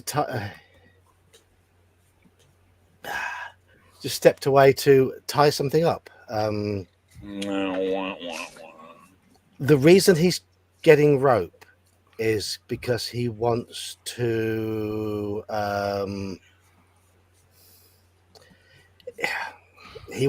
do to cultists what was done to his friend from a previous game, which is string them upside down, crucify them upside down, and gut them. That's why he's collecting rope. Lovely. So that's what he's trying to do. That's why he's collecting rope. That's why he carries a hammer with him.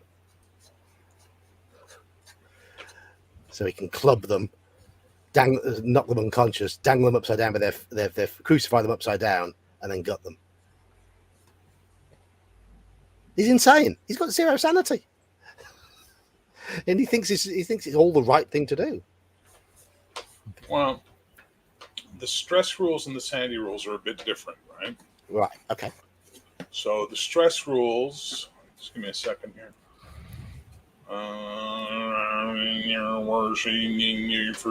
Where the hell's there? It is. Sorry.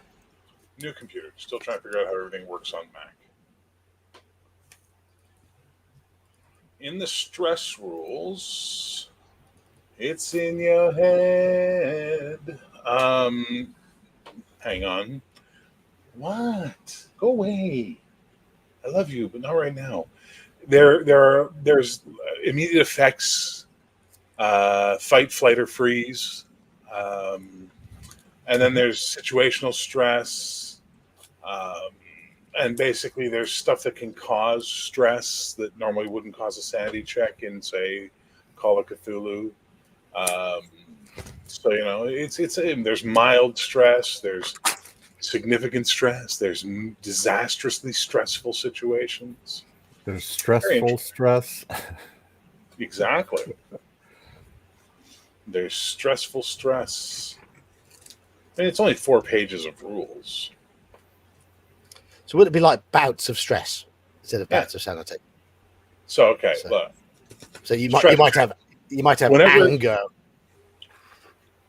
So look, Somebody whenever a might character snap at attempts to someone. perform a task under conditions that are mentally or emotionally disturbing, a stress check is made. This is not a separate roll. The skill roll made for the task is compared to the character's base stress and stress max stress ratings. As with skill rolls, the idea is to roll below the maximum stress for the success.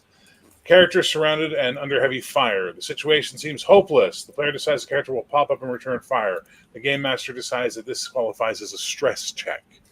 The player has a firearm skill of 57, a base stress of 0, and a maximum stress of 60. The player rolls a 34. This is below his firearm skill, so he hits. It is also below his max stress, so he remains calm. Okay. Failing a stress check. If a player rolls higher than the character's maximum stress on percentile dice, the character fails and is subject to the effects of stress. This incurs both immediate effects and cumulative effects. Immediate effects. Ideally, a blown stress check should be a role-playing situation. The character should behave appropriately. So there are 3 basic stress effects, and you roll a d6 to figure it out. Fight on a 1 to 2. The character acts out by attacking. Flight, 3 to 4. The character tries to run away. And then freeze. The character stands there with his dick in his hand, waiting to die. Anytime the character fails a stress check, they gain additional stress. This is reflected in their current stress rating. So, so it's different. And the stressful situation will give you a difference. It's not like where it's percentile stress. You might get a D, 1 die 10 stress, 2 die 10 stress, 3 die 10 stress, whatever the case may be, right? There are other games that have had a stress mechanic. I think, doesn't the Alien RPG have a stress? It has a different kind of one, yes. Yeah. But there you go. So stress effects. And it's fun. It's simple. It works. And it replaces sanity quite well without having to make you guys go crazy and try to explain sanity to you. Like your character's stress would be far more important in Urbana than sanity, because you're not taking on the outer dark. You're just in a situation which is making you stressed, for the want of a better word. Well, and if we go look at the previous sessions, boy, there was a lot of that. Yeah. Yeah. Especially poor Athane. Mm-hmm. Really, you think Athane had more stress than, say, the guy who thinks he's disappointing his father and ruining his family legacy, or the guy who was being a pompous ass to you guys, but then got cut down to shreds by his knight commander and reminded that he's a piece of shit fucking clothier and not a noble, or Athane getting kidnapped by a fucking dryad or a naiad and being held as a prisoner, or your wizard thinking he was dying and dead and that his soul was going to go to hell while you guys were fighting off an illusion. I mean, you guys have all gone through a ton of stress. Yeah. I mean, Hell yeah. I mean, Christ almighty, Malachi's got like stress on people, Yeah, and the cumulative effects are going to be important as well. Yes. Yes. But so will be the downtimes. So will be the periods where you relieve your stress and reduce your stress. That'll be important. Yeah, absolutely. Devere might get so stressed that his facade cracks just for a little bit. Absolutely. It has already cracked once or twice. And that's intentional. That's intentional. I mean, he can't keep it up forever. As he's learning more about how the world functions outside of his previously quite cloistered and privileged existence. Without realizing all the other knights were laughing up their sleeve at him. Exactly. Yeah, that's the whole point. That's how I wanted his character to develop, as he learnt more about the rest of the world, because he's very insular. So that's why he's finding life difficult. And yeah, I think the stress mechanic will work really well to help with that. He's a lovable oaf. No. Not sure if I've grown to love him yet. I wouldn't say he's an oaf. He's not very clever. Prat. He's a barely Like you said. tolerable prat. He's not very clever. That's the thing. That's one of the problems. He has the minimum intelligence stat possible by Call of Cthulhu rolling standards. So there we go. There we go. You can just about put your armor on right. Yeah, but that's I have fun with him, and he's meant to entertain those who are watching, as almost a bit of comic relief about what an idiot he is. Entertain those who are watching and torment those that are playing with him. Yeah. Yeah, Mm-hmm. precisely. Yeah.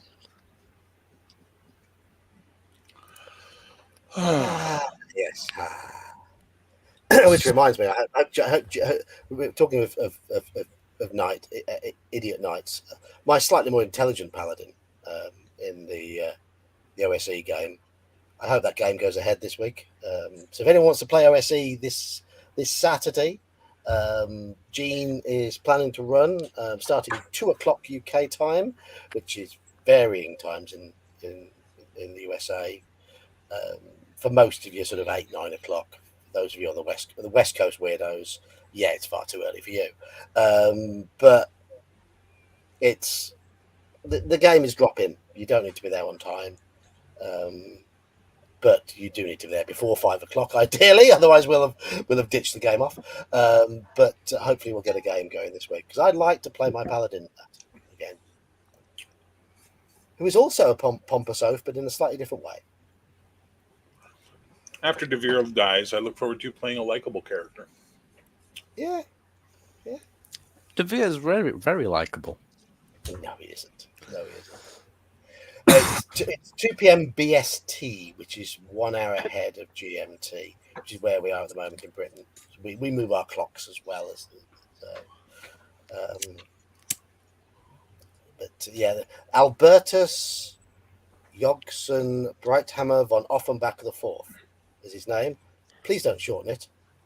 Don't call him Al or Albert. He's Albertus Jogson Breithammer von Offenbach IV, and he would rather be referred to by his full name.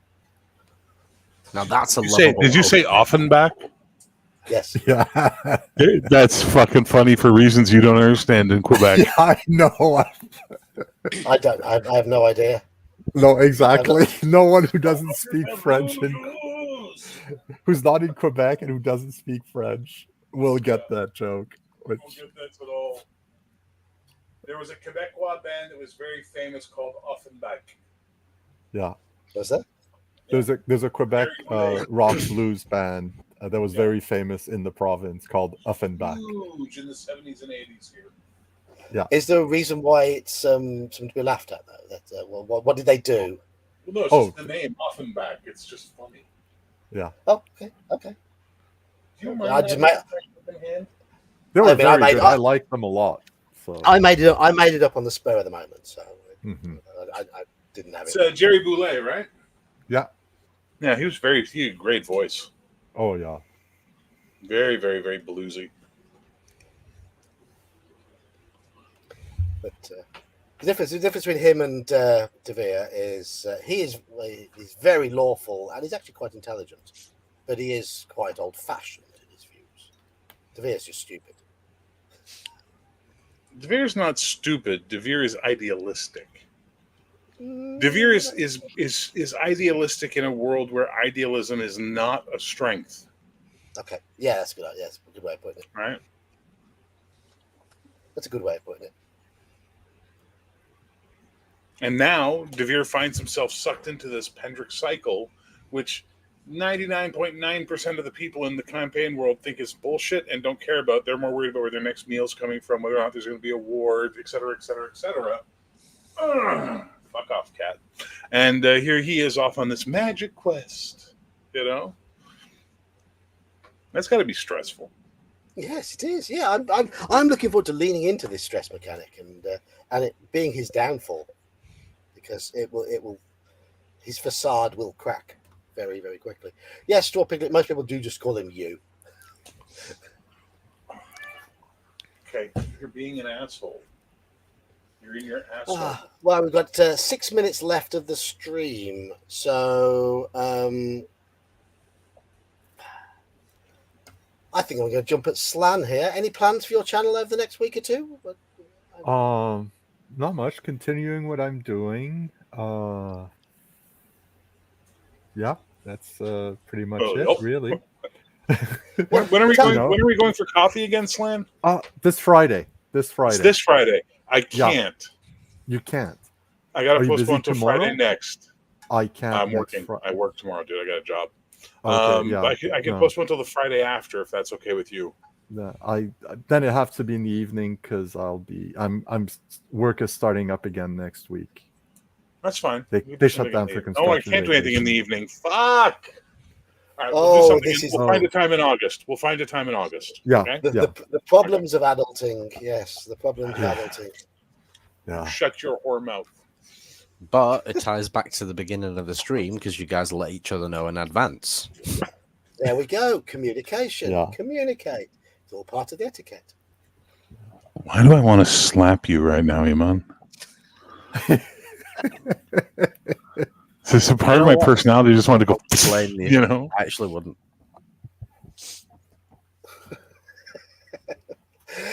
So you're just continuing. Well, what have you been doing recently on your channel? Let people know, because you got to do a bit of shilling. Yeah, well, I'm still reviewing some old pulp magazines, Weird Tales mostly. Doing them in chronological order. So in about a year and a half of publishing time, I'll be hitting some other magazines, which I'm looking forward to. Doing some old video games, some still going through the spells in Unearthed Arcana. Don't have anything big planned other than the same routine for now.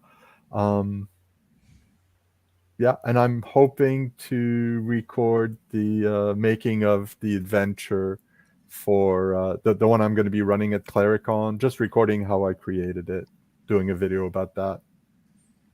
Cool. So, Cool. But I'm only going to release that after the convention because there'll be spoilers Obviously, for the adventure. So, Iman, what are you streaming at the moment? Because you do game streaming.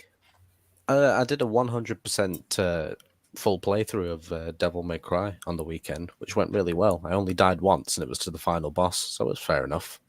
You did that on and I'm looking Sunday, to didn't do, you? yeah, You did I'm that on looking to do Sunday. Devil May Cry 3. I'm going to skip over 2 because it's meh. We don't need to just pretend it doesn't exist, okay? Okay. Yeah. I was sadly working on Sunday. Even though I've got time off work, my other job doesn't stop. So I went out hosting a pub quiz on Sunday night. And I have a job Good. now too, so You do. I have to You adapt do. my sleep schedule.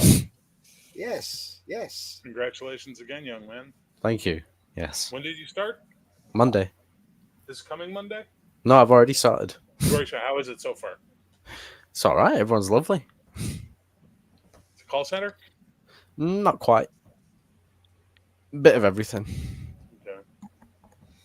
It's an admin sort of role, isn't it? Free tip. These people are not your friends. They are your coworkers. Keep that in mind at all times. Yep. Because while you might be a nice person, some of them are going to pretend to be nice people and stab you in the back as fast as they fucking can. Mm-hmm. It's one of the hells of working in an office. Oh, I know. Worked in many. I'm slightly wiser IQ now. Are you? You passed a skill check bump, did you? Well, I don't know. I mean, 6 years of experience isn't nothing, is it? Sure. You sweet summer child. Ralph, you don't have a chat. You don't normally do much online stuff. No, you normally lurk in chat, don't you? I've always toyed with trying to stream stuff, but I don't know. I don't think I've got the nous for it. I probably don't have the money or the setup to do it at the moment, so I'm not really that bothered about it. I'll just keep my home games going. I get some couple of new books to read and stuff like that. I bought the guide to Freeport City, which is essentially it's a D&D setting, but with kind of old school Elder God kind of goings on in the background or underground. The whole city's basically based on an old, anyway. Screen But running, right? Yeah. Yeah, some pirates. Pirates and lizard people. Yeah. So it's a lot of reading, but it looks really good, and I'll maybe pick that up from a group when we get back, when we hopefully finish Between Manhunt. So what's the best map?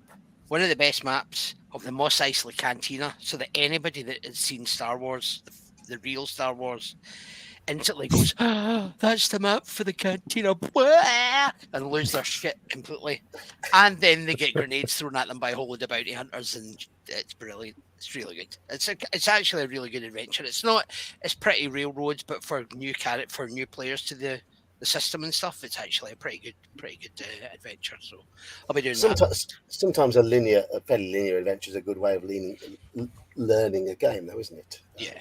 Well, because what you'll tend to find is that because it is the starter adventure, it will cover all the basics. So it covers a bit of ship combat, it covers a bit of kind of melee and blaster combat, covers some of the checks that you'll need to do, and just gets the players kind of into it. And then I've got a few of the other adventures as well that, depending on whether the guys like it or not. I mean, they all at least have watched the films several times and stuff like that, so they're kind of into it. And like I said, it's easier for players to visualize stuff that they recognize and that they know. So they seem pretty into it and making up their characters. They seemed quite into making up. I mean, don't get me wrong, it's going to be probably the most stereotypical Star Wars adventuring group you've ever seen.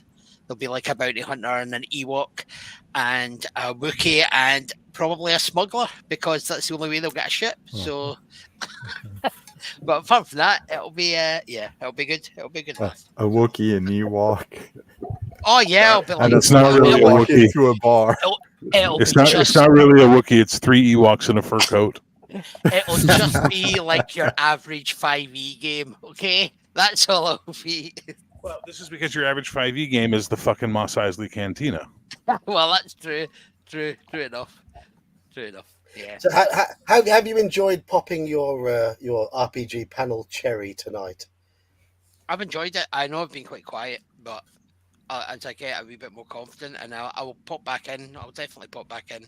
No, obviously not every week, because I don't want to bore you to death with me going, yeah, we played D&D this week and it was great. But no, don't worry. No, but it's been nice. It's been nice to chat to you. It's nice to kind of talk to you guys as well, and rather than just spamming inane comments in the chat, which is what I think you need to get him, Gingerbeard, and Joker on the same panel and watch the Americans just keep typing. What?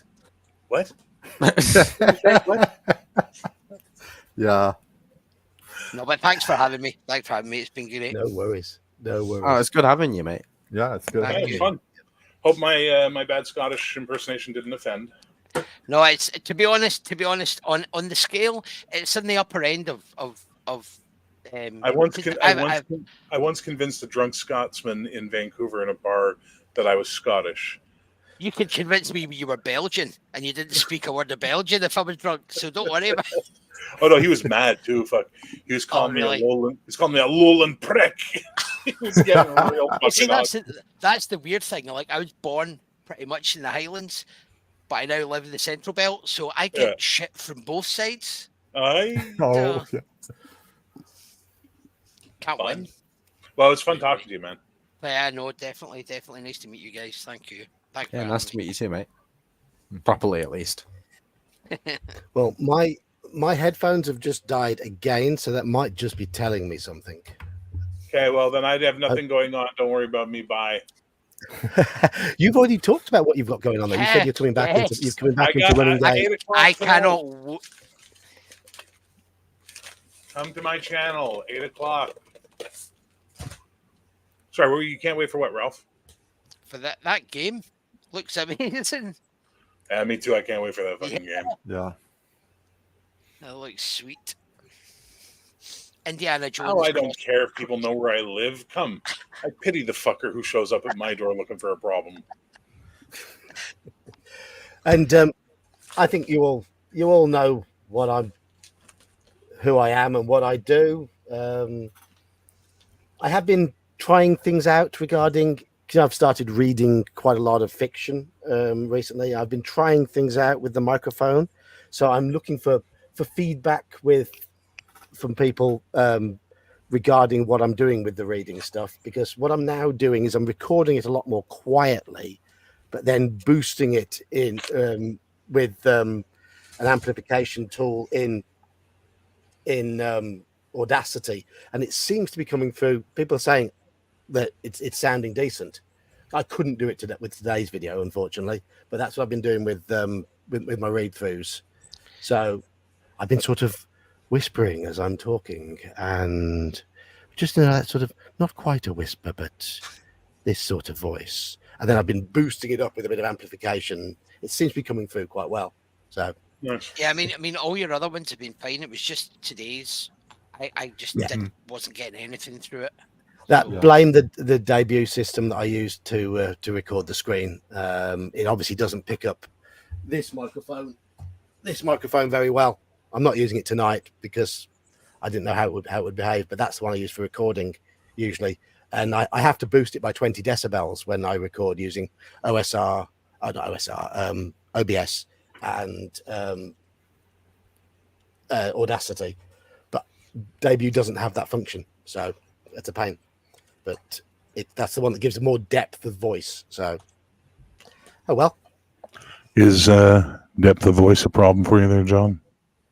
Yes, Do you have a hard time having a deep voice?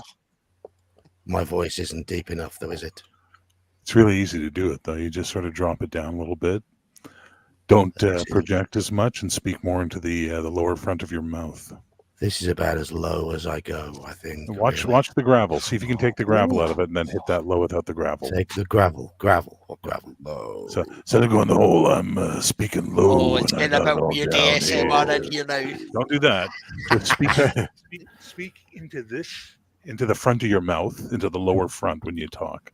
Put your sound down there, and you'll hit a nice low point. Put my sound down the bottom of my mouth. There you go. Now try and take a normal cadence of speak. Don't force it. Talk normally, just with my voice down a and little bring bit it down, lower. and then bring it to the front. Just there you go. Then you got it. And then you can be like Eman and go, I'm Batman. Joker. Where's the other drugs going? And on that note, thank you. Cheers, Grim Squirrel. Thanks for the support. Thank you all, everybody in chat. As I always say to people in chat, if you've got a channel, I leave it up to you to shill for yourselves. I will do it just this once again, though. Elfbait channel, Major's Musings channel, Grim Squirrel channel, Seraphis channel. Squirrel Hermit was on here earlier. He has a channel. GM Cody channel. Who else? Nerds Nerd channel. I can't hear you. Nerds Nerd channel. If I've missed you out, I do apologize, but we're going now. So good night. Goodbye. Good night.